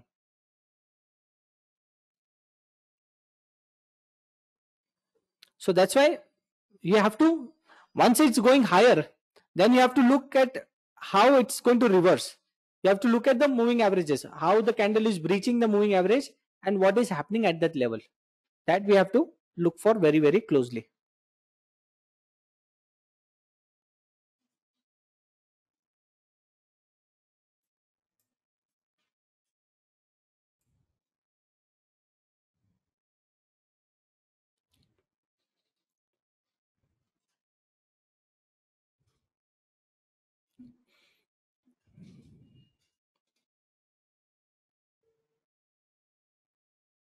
Yeah, definitely. See, moving averages, Ram Gopal had a question. will the 20 EMA, instead of the 20 EMA, all the EMAs will be able to help you to gauge the momentum in the middle of the time frame. That means maybe at 12 o'clock or 1 o'clock, whatever time of the day it is going to help you understand the direction of the market. It is definitely going to help you.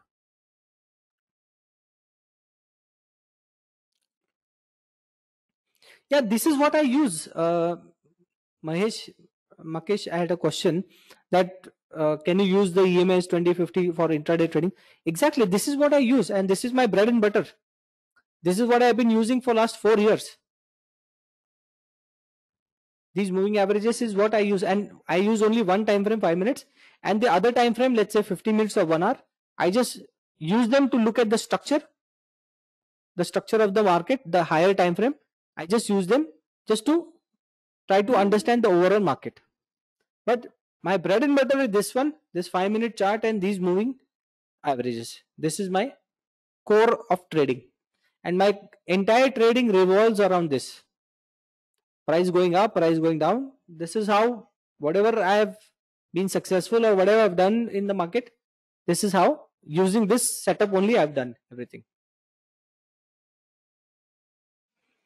Let's take some few more questions. Yeah, I use the moving averages on all the time frames, not only 15 minutes, but I use the time frames on all time frames, right from 5 minute to monthly also, to monthly time frame also. I'll use the same moving averages also. The only thing is the levels will change.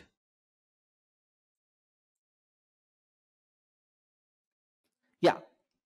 Now another interesting thing is, you can use these moving averages, all these moving averages, you can use them on an option chart also. You can use them on an option chart also, and it will act as the same way. It will act the same way. The way we took it, let's say, if you're taking a trade, something like this, every moving average will be my target. Every moving average will be my next target.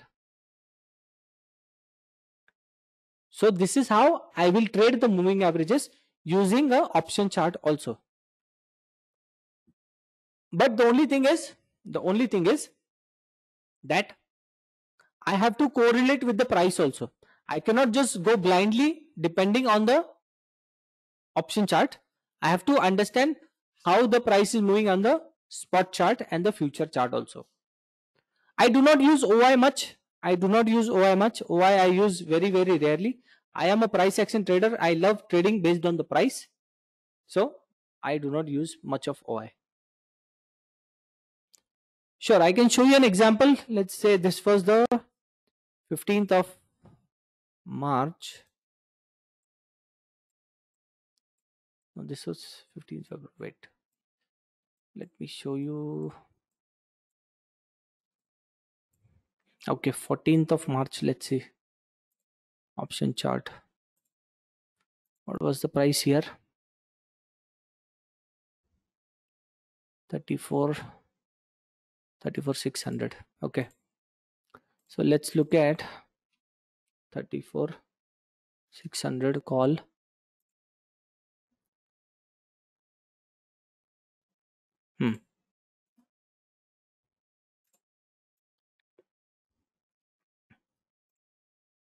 Now here the problem is that this is a, this doesn't have a lot of liquidity. That's why the behavior might not be that good, or the volume is not good. So I'm trading always the same week expiry, which has good momentum, and the price action is also good, and the volumes are also good. So this is how you can look at or correlate with the, okay, show on monthly. Let's look at 34,600. This is the monthly, this one, and this was the 14th. So here also the moving average was exactly acting like that, like a support. So you can trade it like that also.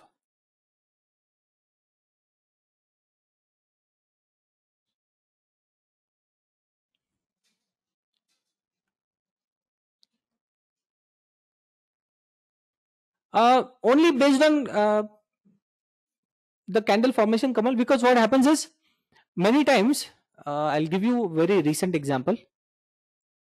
Give you a very recent. This is the spot chart.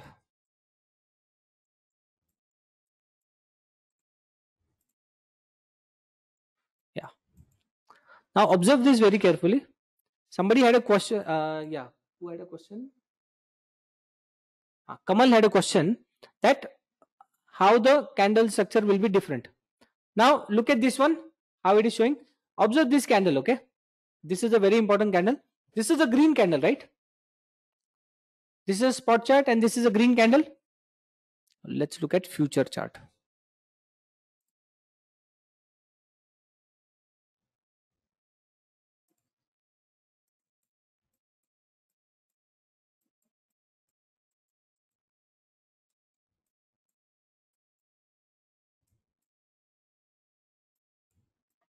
Do you see green candle here?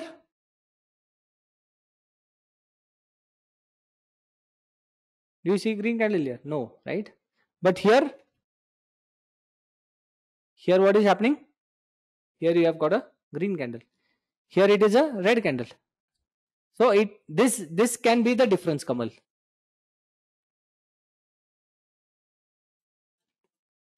Okay, so these questions are done. Now let's go to next indicators, next set of indicators that I use.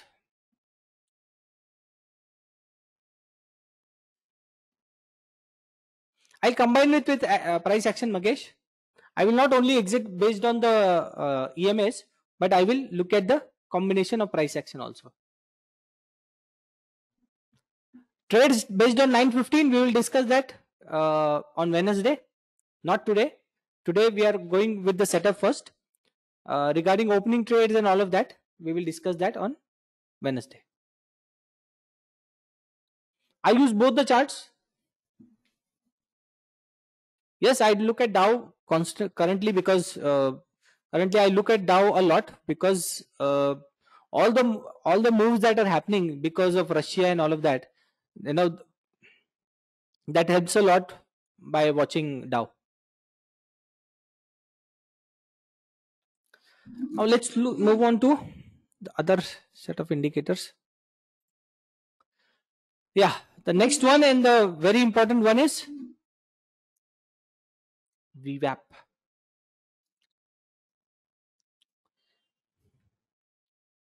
VWAP is very, very important. VWAP essentially means volume weighted average price. For us to use VWAP, we only have to look at the future chart. Have to look at the future chart. Okay. Or you can use this also. This will be better. This is the VWAP. In indicators, you have to set up VWAP.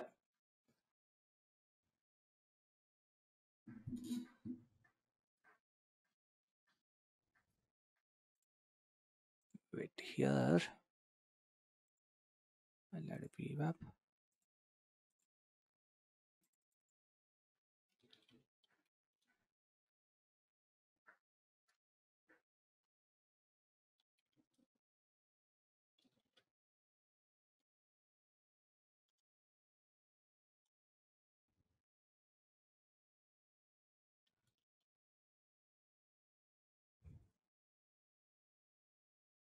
Okay.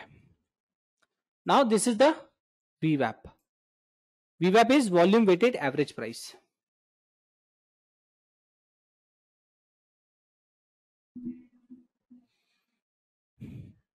Now what VWAP does is, again VWAP is also very, very helpful. Why? Because when VWAP is flat, let's say when VWAP is flat, when VWAP is a flat line and also the moving averages are coming together,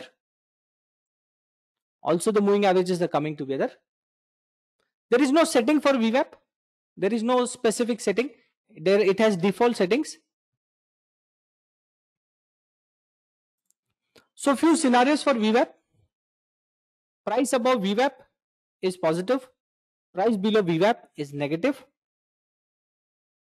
Okay, that is the very simple thing that we have to understand.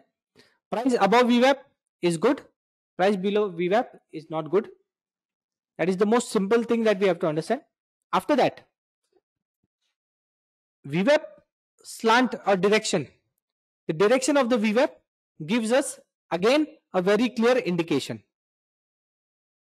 that market is moving higher and higher. Another thing, you have to keep this mind in very properly, that when it's a trending day, what do I mean by trending day? Once it's a one way day, one side move is happening, the VWAP of that day is the most important.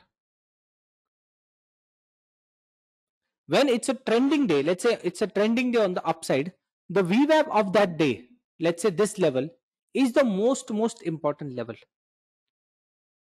because price breaking below that level is a very negative sign, and price breaking above that level, it's a very positive sign. Let's look at how.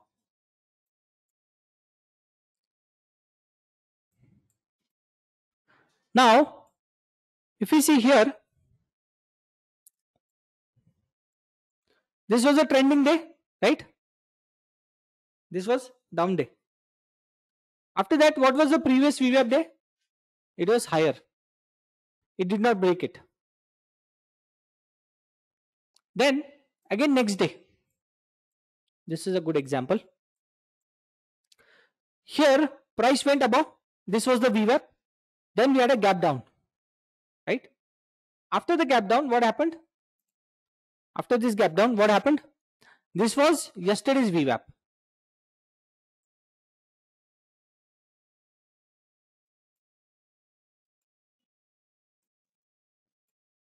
Isn't it? This was yesterday's VWAP. Sorry, this was yesterday's VWAP. What happened here? Rejection, rejection, rejection. Right? Perfect. Given good rejection again and again. And then what happened? Next day again, gap down. Again, next day gap down, it went down, tried to come up. Tried to come up. But what was the previous day VWAP? Previous day VWAP was here. It did not even come to touch that level. Again price went down. Then next day again, though price went down, tried to come up. Again, if you see here, the same day VWAP is already getting rejected.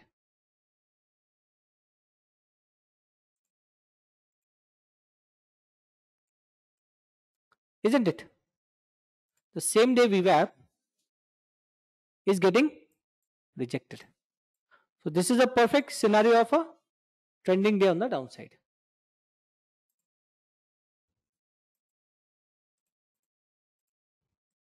See here. Here also VWAP rejecting once.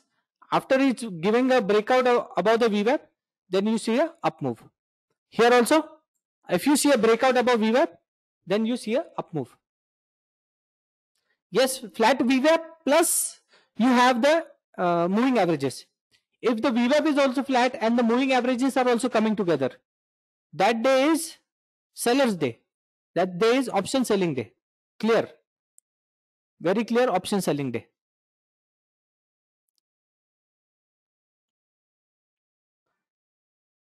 So this is clear how we can use VWAP. Yeah, I'll repeat it again. When the moving averages are coming together, okay, when the moving averages are coming together and the VWAP is also a flat line, the VWAP is also a flat line, the moving averages are also coming together, that is giving us a clear indication that it is a very sideways day and nothing much might happen in the market. So on that day, yeah, I'm calling it option selling day because that is when option sellers will make a lot of money. Once the price stays in a range, once the premium doesn't move that much, that is when the option sellers will make more money. Isn't it? Because they are selling options. Okay, so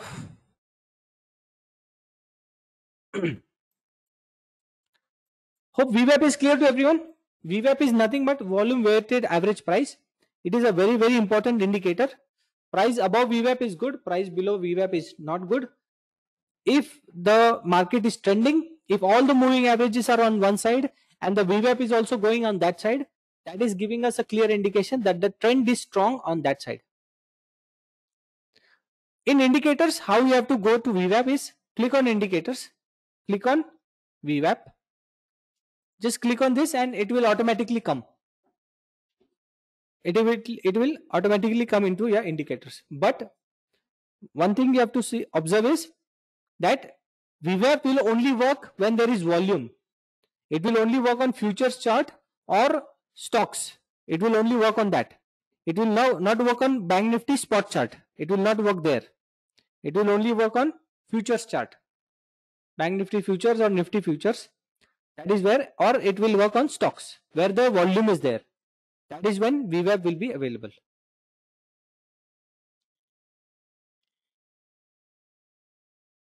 No, do not get confused with that, Rafi. That price below or above VWAP or no long trades at all. That doesn't mean that. For example, the trend is strong, okay, but the next day it might be not that strong, or market wants to cool off. So that day, again, as I said, you have to keep in mind that the slope has to be either it has to be pointing upwards or it has to be pointing downwards.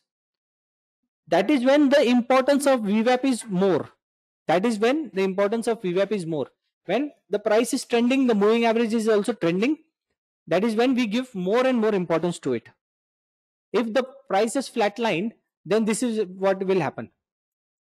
See, if the price is going to be flatline, it will just revolve around the VWAP. It will be a magnet. VWAP will act as a magnet. It will just revolve around the price. Again, Thursday also same thing. Price is just revolving around the VWAP. So these are one of the most difficult days to trade. This one and this one. These are one of the most difficult to trade days to trade. Why? Because there is momentum. The moving averages, everything is showing momentum. Everything is showing momentum. But the problem is that though the momentum is higher, but on the same day, just because of a huge gap up opening, price is just staying inside the range. Price is just staying inside the range. Same here. You got a very big gap up. After that, price just staying inside the range.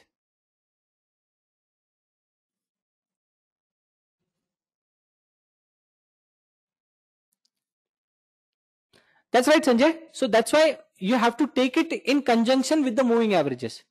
What's happening with the moving averages, and then you have to analyze the VWAP as well. When you analyze all of them together, that is when you get a stronger trend or stronger direction.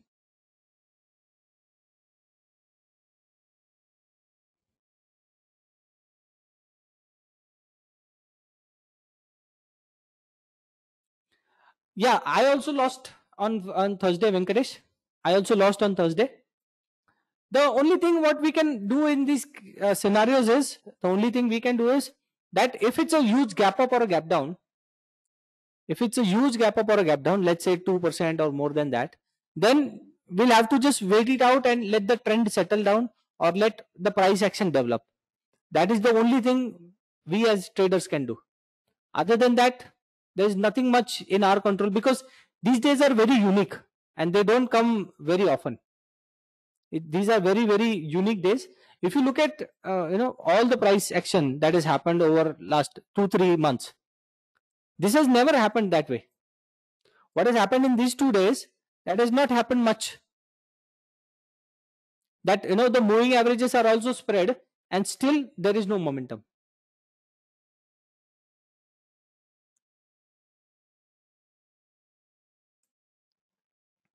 So that's why these 2 days were one of the most difficult days to trade. Okay, now next one is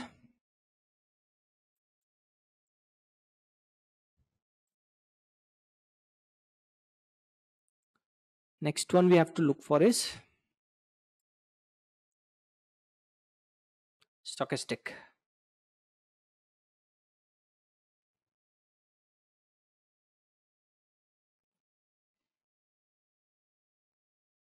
Yeah, Thursday where I lost. The maximum I lost was in this trade. Here.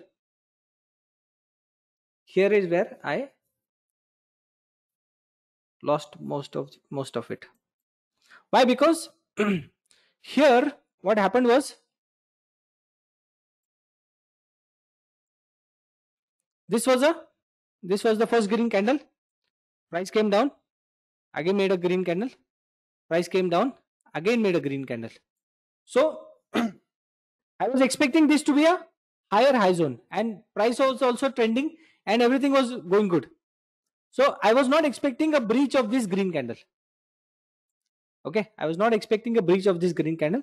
And when price came down, I had heavy quantity. I had almost 8 to 10,000 quantity, and with 20-30 point stop loss, it took away more of the losses. So from here, what I was observing was that it can be a trending day on the upside, which did not happen, and then again price came down and started consolidating inside the range. So that's why I had a loss on Thursday, which happens, which is okay. That is how market is.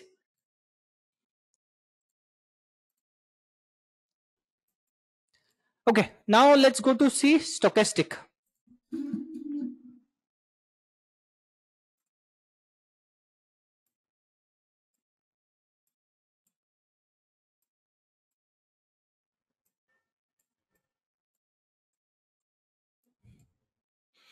Okay.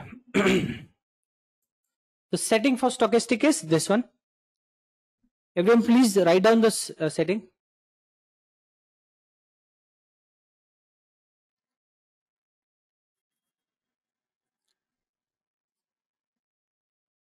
The setting is for stochastic is 533. I will put it up here so that you can write it down.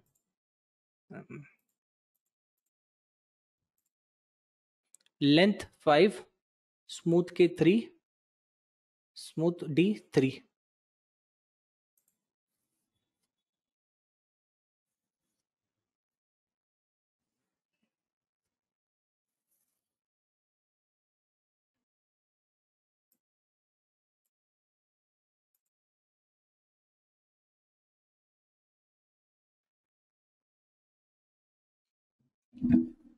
Everyone has written down this setting.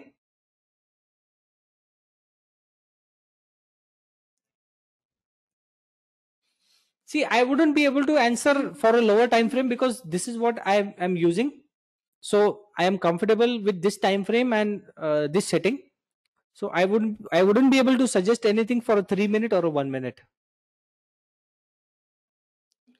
Price range can be 80 to 25, 80 to 20, 80 20 you can keep as the price range.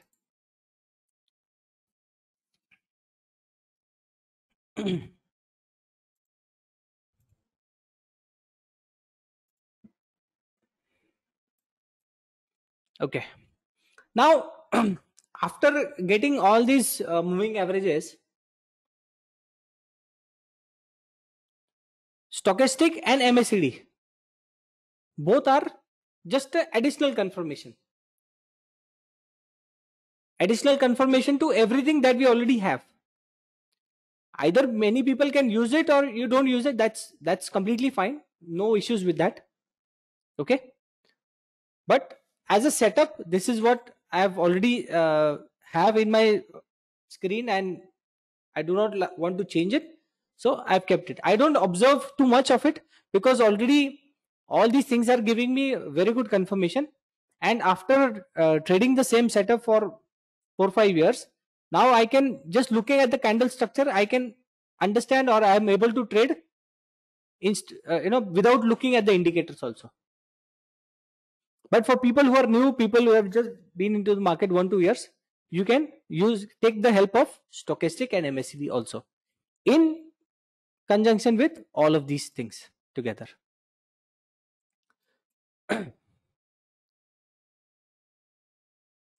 So stochastic, the most important part we have to look for in stochastic is, the most important part is you have to look for the sharpness. Sharpness meaning what? We have to look for the sharpness of the indicator. Let me give you a good example.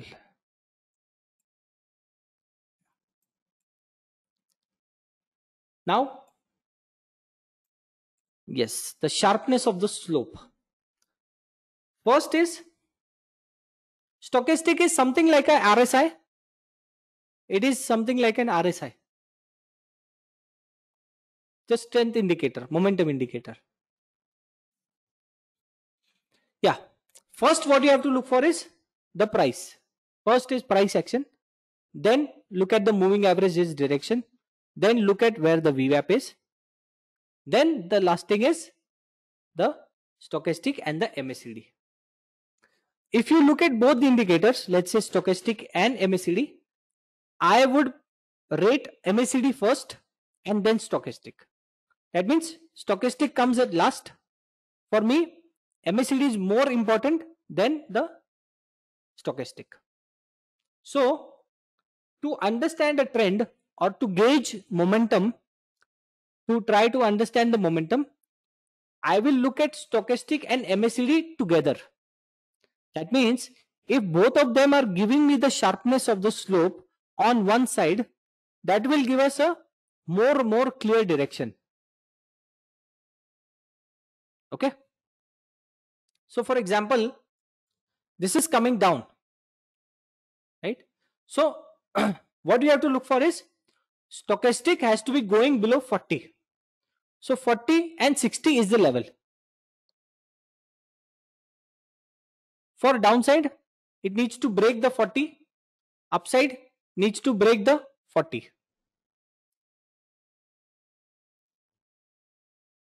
Yeah, sharpness means again these two lines should have a gap. These two lines should have a bigger gap. The more bigger gap they have, the more momentum it has. If the gap is not there, see this. If the gap is not that much, then the candles are also showing us that there is no momentum. But when the gap is there, for example this one, then there is momentum. See here also.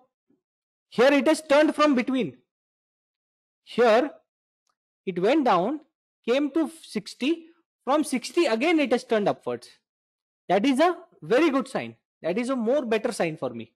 And also all the price is above moving average. The price is above all the indicators. That is giving me the clear indication that it is on a uptrend.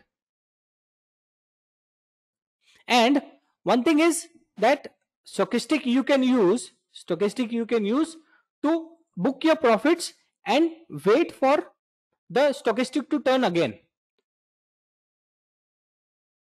For example, here you went this uptrend, got this uptrend, then again it has come down, right? It has come down and here it has formed a green candle and this turn has also happened. So this is a solid green candle. From there again you can take the trade higher. This is very good when there is momentum happening. When it is touching the moving averages and going higher, this is going to help you a lot in identifying the trend and riding the trend also. Let's look at downside examples. Downside again, if you see, observe here, this was here. It is making lower highs also. This one is also making lower highs. Though the price is going higher, but what the stochastic is telling you, it doesn't want to go above the 70 average.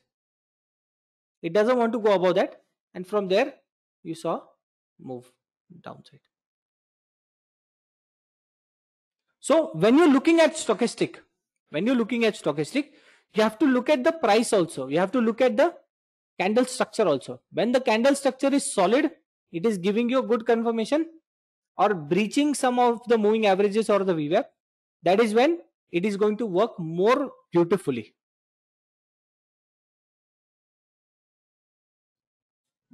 That's why I always mention that the first thing you have to look for is the candle structure.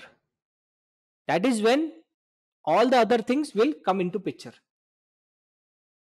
Once the candle structure gives you good confirmation that yes, it is a good red candle breaching the VWAP, that will give you more confirmation on the downside.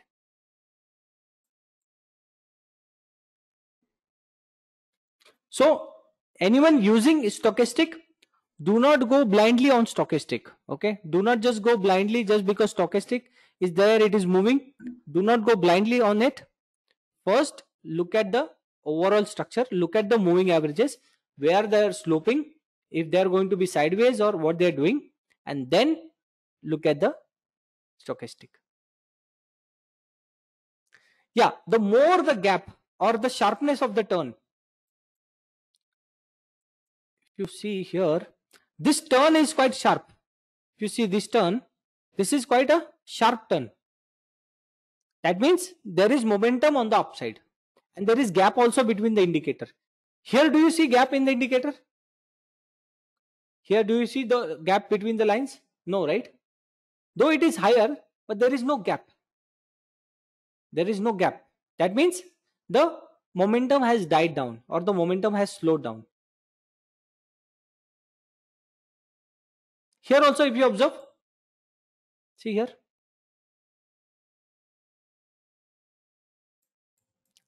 Then again, here also, here there is no momentum much, or the lines are crooked.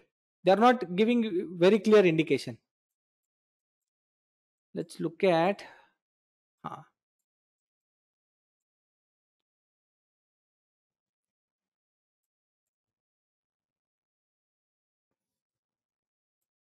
Yeah, see here, nothing is happening.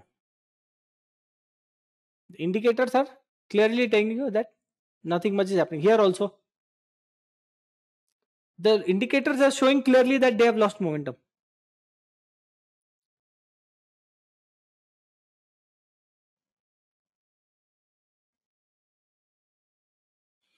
No, on trend days you don't need to look at them.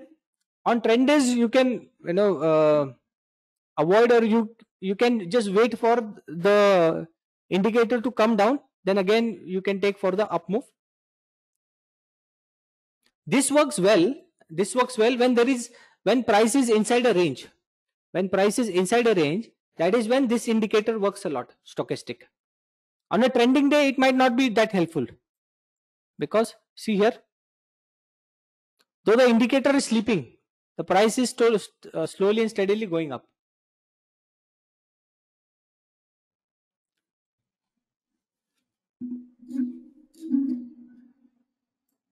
How to identify sideways day? It's a simple. You have to look at this one, the moving averages. Dattatre. If you look at the moving averages, that will give you a clear idea. If the moving averages are coming together, VWAP line is flat, then it is giving you clear signal that it is a sideways market. Yeah, VWAP is flat. Once the VWAP starts trending, or once the moving averages are also sloping, once the slope is confirmed, that will give us a clear indication that it is going higher. Or if it's coming down, look at the slope of the moving averages. It's giving us a clear indication that it is coming down. Now, last thing, what we have to look for is MACD.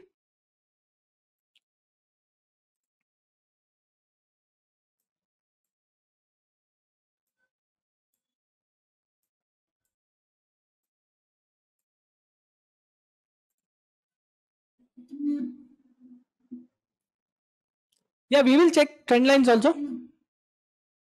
Nowadays, trend lines are working very well, so we will be checking trend lines also. Okay, MACD.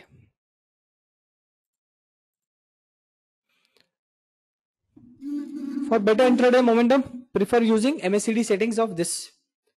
Let's go to MACD settings.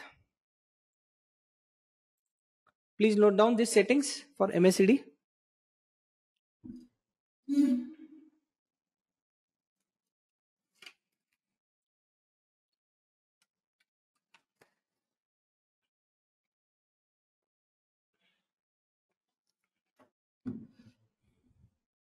I know, Akash, that moving averages is a this MACD is a lagging indicator. But what I've done is I've changed the settings in a way that it is not that lagging, or it is going to be very helpful. So that's why the fast length is 3, slow length is 9, and the signal length is 15. And I've observed that this setting works very well with 5-minute time frame. So that's why I have it. Yes, recording will be available. Okay, let's look at the MACD. MACD, few things we have to look for. One is crossover on the upside, crossover on the downside. Once the crossover is happening, let's say from higher side, it is coming down. Here only MACD is showing us that price is trying to go down. So what we have to look for is once the price is above VWAP, we just have to wait for the price to break the VWAP. Once price is breaking the VWAP, the next moving average becomes our target. Again, next moving average breaks, the further moving average becomes our target, and downside.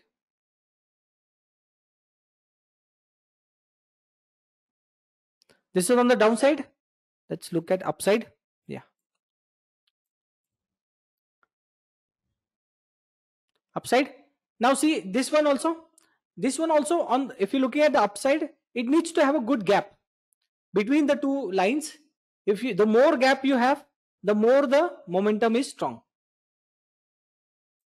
See here as well.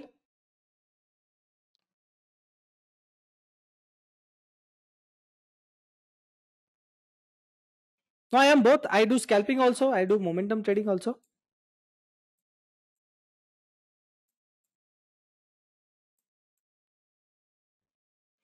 But I mean, slowly, gradually, I want to be on a higher time frame, or more of a momentum trader.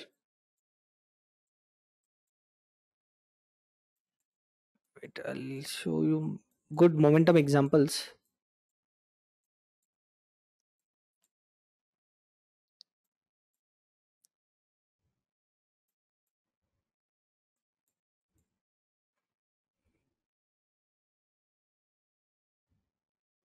So for MACD, most important is crossovers. Crossover coming from higher side, crossover going up from the downside. These are the most important crossovers that we have to look for. Again, the next thing is the gap between the lines, the red line and the white line. White line is the one that we have to look for. It needs to cross the red line at least either on the upside or on the downside. And the most important is there has to be a good gap. The more gap there is, the more momentum is there on that side. Yeah, MACD setting. This is the MACD setting. 3, 9, 15. Yeah, I do. I do use it on 15 minutes and 1 hour also. Same setting. Dipanshu. I'll give you an example on the 15 minute. 1 minute. Yeah.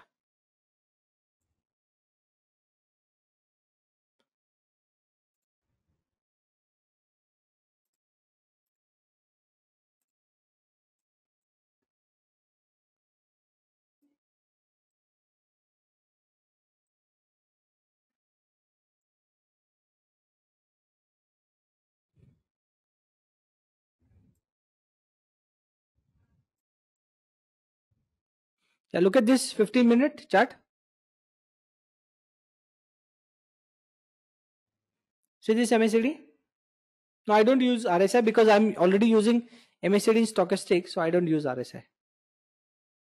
This one, there is a big gap between this. This is a 15-minute chart.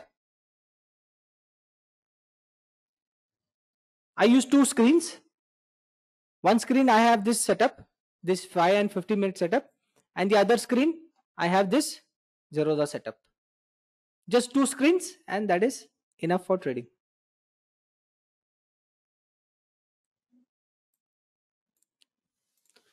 Okay, so MACD is clear, everyone?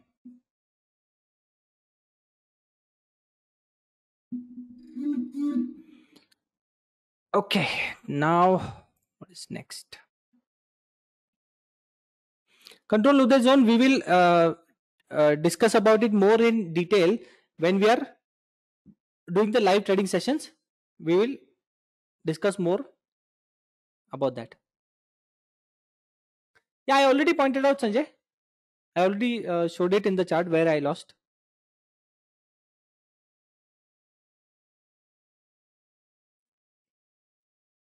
This is the setting for MACD. This is the setting for MACD.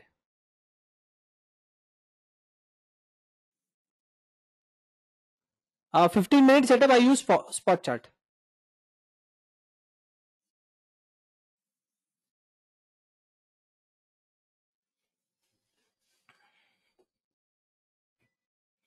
Okay. Now, what will be the best trade? So, everything we have looked at, everything we have learned. Now, what will be the best trade? Looking at all the charts. What will be the entry criteria? What will be the exit criteria?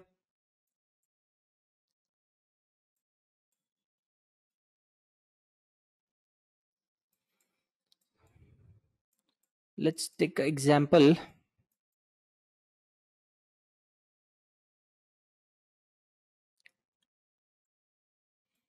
Now, this was a sideways day. So, here only scalping can be done. Momentum trading cannot happen here because it's inside a range and it's a very tight range. So, nothing can be done here. Here also again, this is a scalping day. This is a scalping day and this was also a scalping day. What is a momentum trading day? This is a momentum trading day. When reversals are happening on the downside or when price is coming from the down to the upside. For example, this one or this one. These 2 days are momentum trading days. These 2 days are momentum trading days.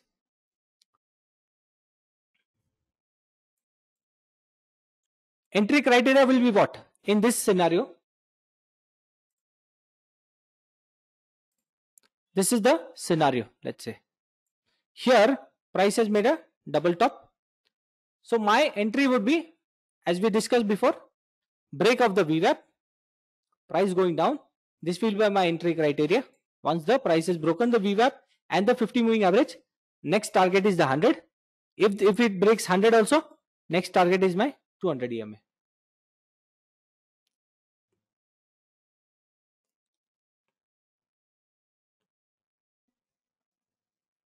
Yeah, that's why this was also one of the most difficult days also. Trading this was also a little difficult. Why? Because if you're a trader and if you've taken the 20 moving average as a stop loss, and if it's in the system will take the stop loss. The candle structure and the system will take your stop loss and then move up. So this was also a tricky day. Not a very clean day, but a tricky day. Because after every good candle, let's say this red candle, then again sideways green candle, again 3 red, again green candle. So this was a tricky day. But if you look at the higher time frame, that's why a little bit of a higher time frame is also necessary. Give me a minute.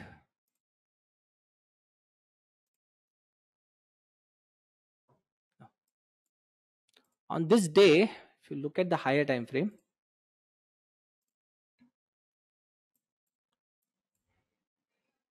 what day was that?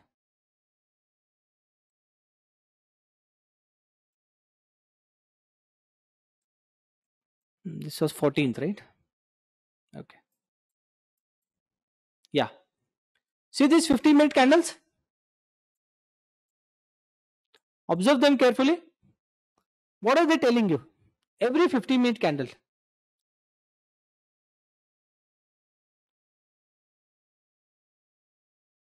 See this? Every candle has a wick on the downside. No, every candle has a wick on the downside.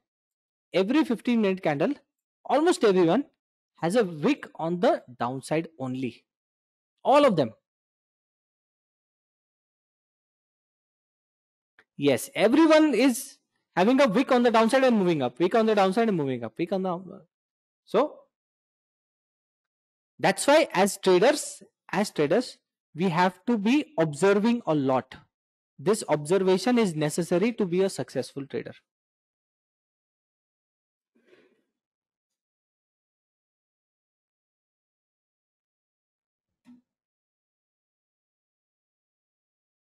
So this is how I was observing, and that's why it became a little bit of a easier day observing this price trend. Wick on the downside indicates that there is buying pressure coming. There is buying pressure coming whenever it is coming down. That means buyers are strong here.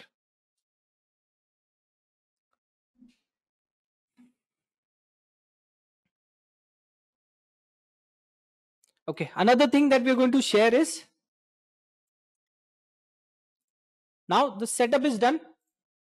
We have made the setup completely. A moment. So final, this is the setup. Though there are a lot of things, but all of them are useful, and they are useful not every day or every moment, but yes, they give me a very good idea of where the market is headed. So this is my entire setup, or this is my world of trading. This is what I use, and in this there are different scenarios. Every time there is a difference. Super trend, either you can use it or not. It's not necessary. It's not very necessary that you have to use super trend. Yeah, stop loss for a momentum trade is, if you're taking a momentum trade, the stop loss should be 40 points, and if you're taking a scalping trade, it should be 20 points. For a momentum trade, this is the entire strategy, and I am going to share this also. This has a lot of strategies.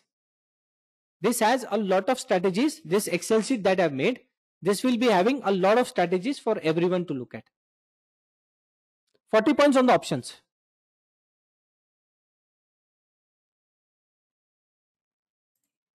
So this is not just one strategy. This is not just one or two strategies. This is entire, what you can say is a rule book for trading. For an intraday trader, this is an entire rule book that I am providing to everyone, so that it will be helpful for every scenario.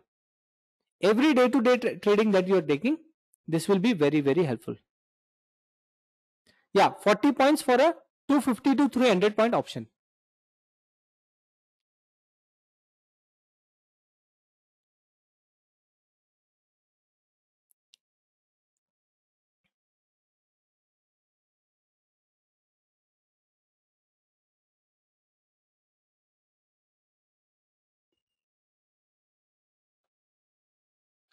Okay, now the last thing we have,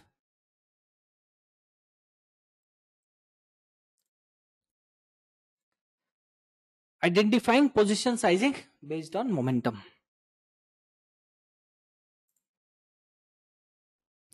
Now everyone understands. Yeah, that is what we are coming to. Now setup to ban gaya, right? Setup we have stop loss points, 40 points for a momentum trade and 20 points for a scalping trade. If it's a scalping trade, then 20 points. If it's a momentum trade where you can see that the price can go to 300 points, then that will be 40 points stop loss, and 100, 120, 150 points target can also be done. I do not trade Nifty, so I have no idea what can be the stop loss. Yeah, this will be on options, not on futures. This stop loss is only on options. Yeah, if VIX is higher, then the stop loss also will be higher. If the premium price is higher, then the stop loss also will be higher. Let's say last few days the VIX was at 30, right? The VIX was at 30. So in that scenario, What I was doing was I reduced my position sizing. Okay, I reduced my position sizing and I went for a higher stop loss. For example, if there was an option of 250 300 points, I would trade 2000 or 3000 quantity. But when the VIX is higher, let's say about 23 24, then I was trading 1000 or 1500 quantities, and the stop loss was, instead of 20 points it was 40, instead of 40 it was 60. Yeah, the Excel sheet would be emailed to you. Okay, risk management. Understanding the risk in option buying. This is very, very necessary, and this is very important for every trader, because see, at the end of the day, no matter what setup you use, no matter what kind of a setup you use, what will make you a successful trader is your risk management. The only thing that you have to remind yourself is managing the risk. In simple words, मिलेगा तो कितना मिलेगा, जाएगा तो कितना जाएगा, बस. If you are able to balance this calculation, if as a trader you are able to balance this calculation, that if I am losing, how much I am losing, if I am gaining, how much I am gaining, if that balance is maintained, then you can be a very, very successful trader. Because at the end of the day, what is trading? Trading or any kind of a business is about risk management. How we manage our risk properly, how we protect our capital, how we do not lose, or how we do not go overboard in our capital. That is what is going to define us, or that is how it is going to change us as a trader. Okay. Now I'm going to share again an Excel sheet for the risk management also.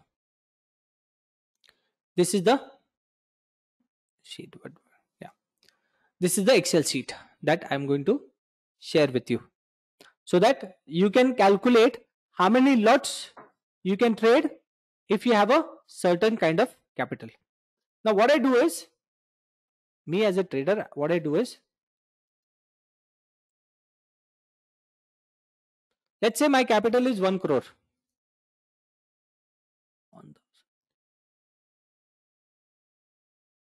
Okay. My unemotional risk, or the intraday, for the intraday, my deployed capital is only 10 lakhs to 15 lakhs. Let's take it as 15%. Okay. My deployed capital, or the capital that I keep in my trading account. This is a very important point for an option buyer. If you see here, what is my capital right now in my trading account? 7.94.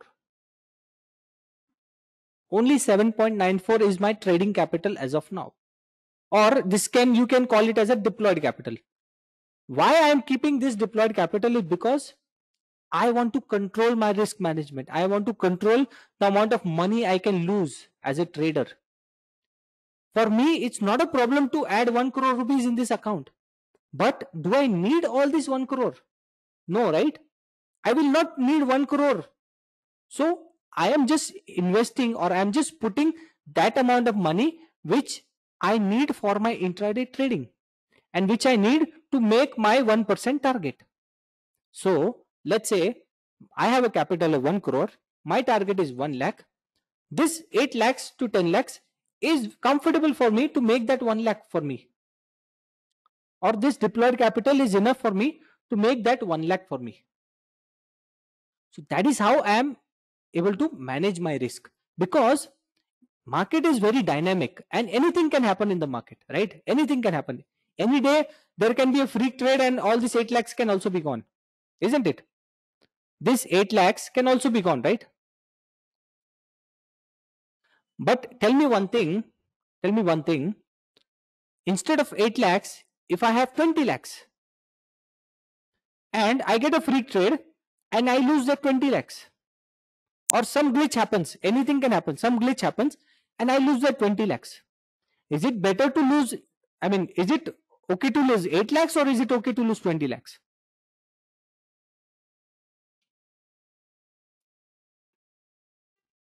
हाँ, तो अगर मेरा काम 8 लाख में बन रहा है तो मैं 20 लाख क्यों रखूं? So from a risk management perspective, everyone has to understand that if your capital is 1 lakh, then how much is the risk you want to take on trading? I will not be deploying my entire capital. I will only deploy 10 to 15% of my capital. So if any given day I have a bad day and I lose 10,000, I will not go into over trading because my trading account is telling me that, boss, your deployed capital that you have in your account is over. You should not be trading for that day. And this is a big mistake that many traders do, isn't it? This is a very big mistake that everyone does. I will put 1 lakh in my trading account and I will blow off all the 1 lakh in one day. Isn't it? Has that happened to many of you? You put the entire amount in your trading account and that entire amount gets wiped off in maybe a couple of days.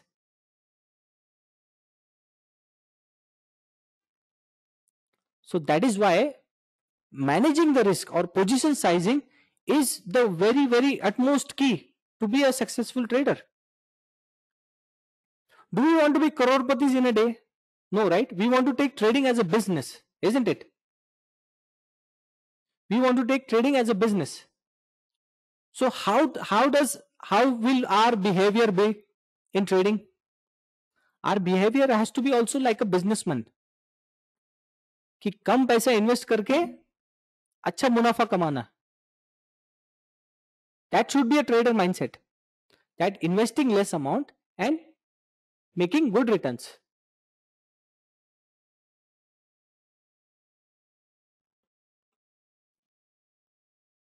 So for people who have 1 lakh capital, this is the ideal position sizing you can look at.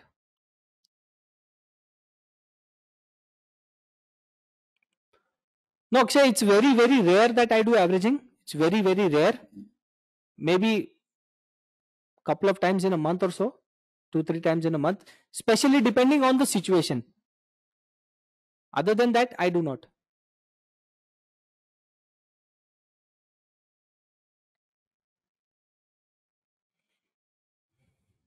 Yeah, I do trade daily, Sanjay.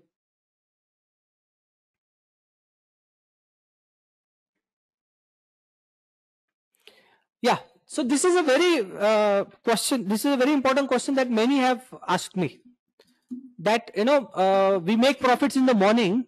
We make profits in the morning, but by afternoon or evening we lose all of that and more. Right? It happens, right? Sometimes it happens to me also. Sometimes, not every day, but sometimes it happens. But many people have a recurring problem to that.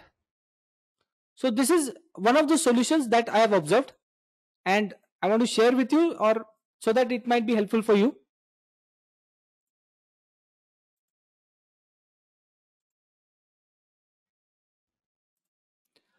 Let's say, yeah, this Excel sheet will also be shared. Let's say your capital is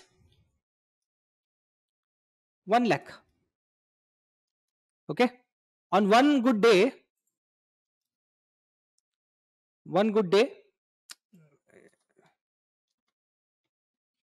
let's say you made 5,000. Right? 5,000 you made.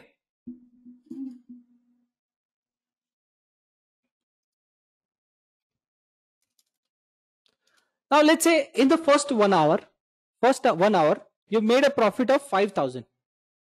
You made a profit of 5,000. You have to define your stop loss for that trade. We will be discussing that, Ram Gopal, on let's say in the live sessions. We will be discussing that what is a momentum trade and what is a scalping trade. So you have a profit of 5,000 rupees. Now what you have to do is you have to define a stop loss for the day. So for me, it would be 50% of my profit for the day. So I want to make more money, right? Obviously, I am a trader and the more is better for everyone, isn't it? So I have made 5,000. Now my fear is I might lose this 5,000, or my fear is that if I stop trading, I will not be able to make more money, right? This is the fear everyone has. If I stop at 5,000 and if market is giving good moves, I might not be able to make it if I stop here, right? Or the other fear is, what if I end up losing this 5,000? So the middle option or the middle solution is I go with a stop loss of 50%. That means 2,500 is my stop loss for the day. If I lose 2,500 out of this 5,000, I need to stop for the day. I need to shut down the computer. Everything stopped. Or you can make a kill switch on your Zerodha and just be done for the day. Why?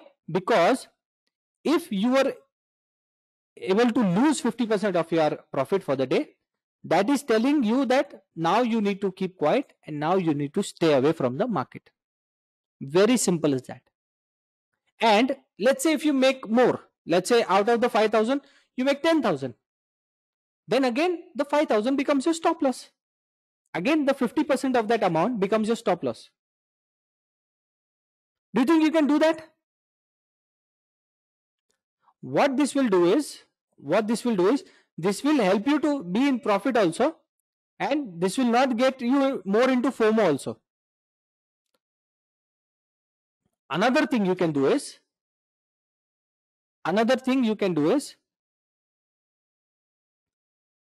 once you have done, let's say out of the 1 lakh your target is 5,000 for the day, or maybe 2,000 for the day. Let's say you have achieved 2,000. Every day you trade with 4 lots, right? If you have achieved your target for the day, reduce the quantity by 50%. That is the second option you can do. Just go with 2 lots instead of the 4 lots.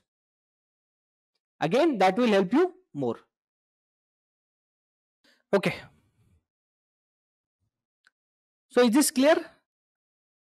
Risk management perspective. What are the things you can do if you are profitable? Same way, you have to calculate your loss day also. Same way, you have to calculate the loss making day also. Because what happens is, everyone talks about the profit. But nobody talks about the loss. Where do I stop when I have a loss? Where do I stop when I have a loss?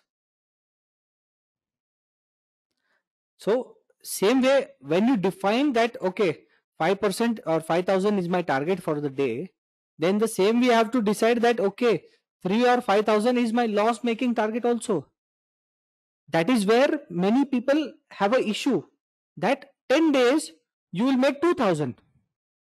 10 days you will make 2,000. But one day you will lose 20,000. One day you will lose 20,000. Then tell me, what is the use of getting those 10 days? There is no use. That's why you have to first figure out the loss. Profit though is later. Do not think about the profit first. First think about how much can I digest the loss. Yes, first thing you have to understand or tell yourself is, or ask yourself, how much I am ready to lose, or what is my limit for the day. When you set that limit, that is when you will be more cautious as a trader and you will be more responsible as a trader. Exactly. So that's why when we started this risk management discussion, that is when I said that you have to maintain that balance, that when I'm losing, how much I'm losing, when I'm making, how much I'm making.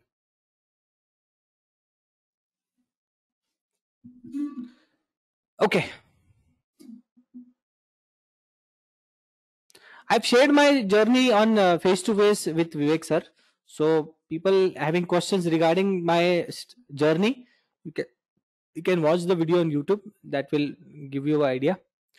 Okay, now let's look at what can we do on Monday. What can an individual do on Monday?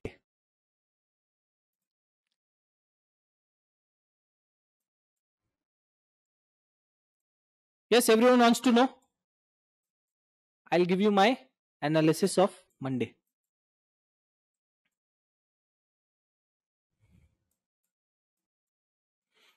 Okay, so to look at Monday, what I have to do is I have to look at the global markets first. First and foremost. Now, what is the global markets telling me? Dow closed 274 points in the positive. All the other markets. Now, what are the important markets that I look at? What are the important markets I look at?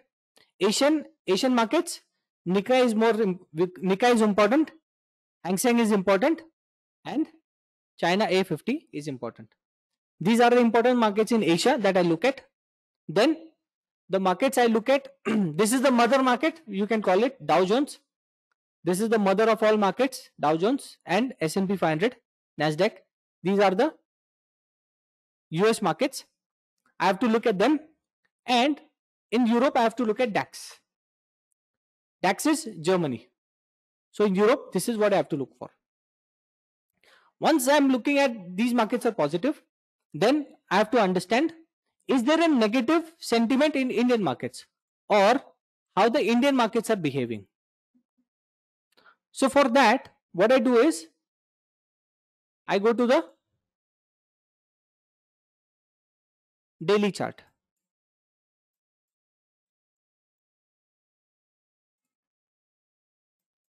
Once I go to the daily chart, I have to look at the structure of what has happened in the last couple of days.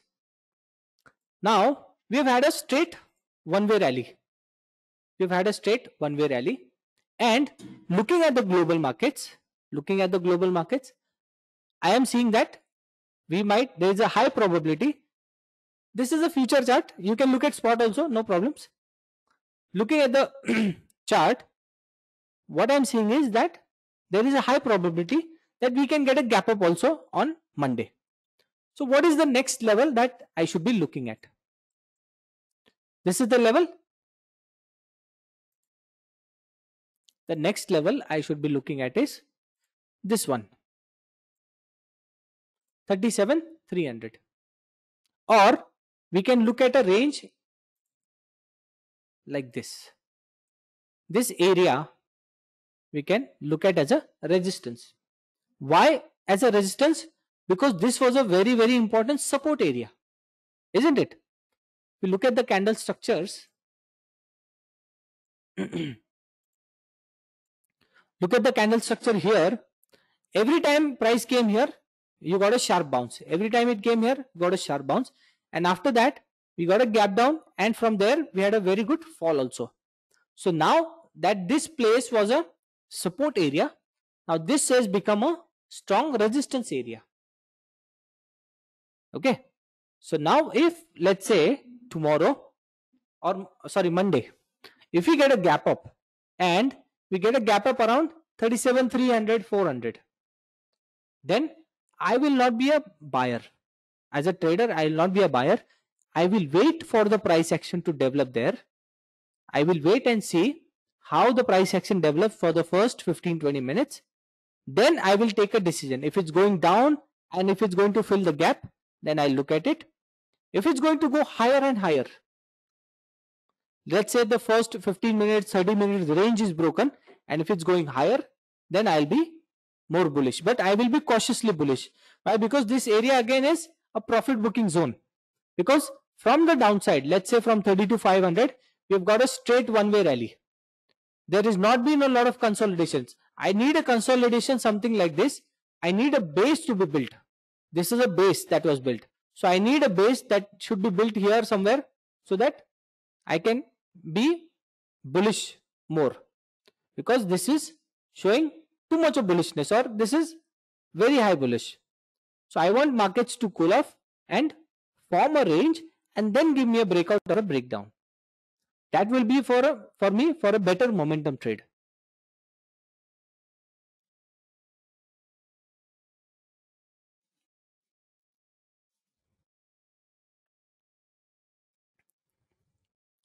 So clear for Monday? What can be the plan?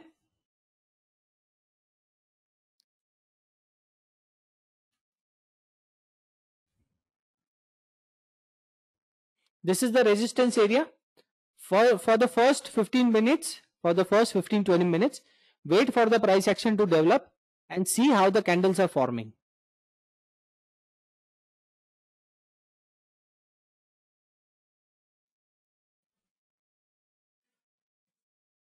Yeah, I will give it a try. I will give it a try. Yeah, see this. Yeah, risk amount is, that means if for every trade, let's say this is the stop loss in points. So you have to define it as per your own comfort. This you have to define as per your own comfort. That what can be the lot size is 25. What should be the stop loss? Are you going to be trading a scalping trade? If it's a scalping trade, then the stop loss only should be 20 points. Are you going to be doing a momentum trade? Then the lot, see, if you calculate, it will automatically calculate what you are looking for.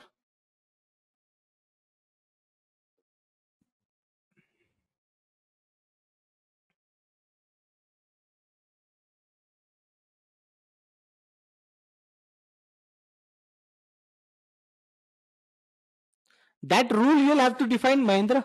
You will have to define it for yourself, because technically you should not be losing 5,000 in the first trade itself. That's why I'm saying that the position sizing, if you have a 1 lakh capital and if you are risking, or if your deployed capital is only 15,000, and out of that if you're losing 5,000 in your first trade, that means your risk management is completely off, or your risk management is not on point. So that's why you have to put your stop loss in such a way, or you have to have your lot size in such a way that it's not going to take a lot of your deployed capital.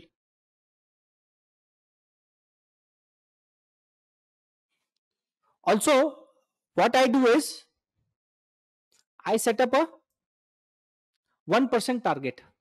Let's say my daily target, my capital is 1 crore. My daily target is I want to make 1 lakh rupees. And I have calculated that as per the profits, or the positive days I do, I keep a stop loss of 2 to 3 lakhs, and 1 lakh is the minimum target that I have. And 80 to 90% of the times, or maybe out of the 20 trading sessions, I am profitable 16 or 17 times. So based on that, this is how I have calculated that I don't want to risk too much. This is the deployed capital 10 lakh I am comfortable with. I can make 1 to 2 lakhs or sometimes more than that also. And if I am losing, I have to put a loss limit to my losses. Then based on that, I will have a weekly target, I will have a monthly target, then I will have a yearly target also. So please trade carefully and always just focus on risk management. At the end of the day, that is what is going to help you be a good trader. So please follow first risk management.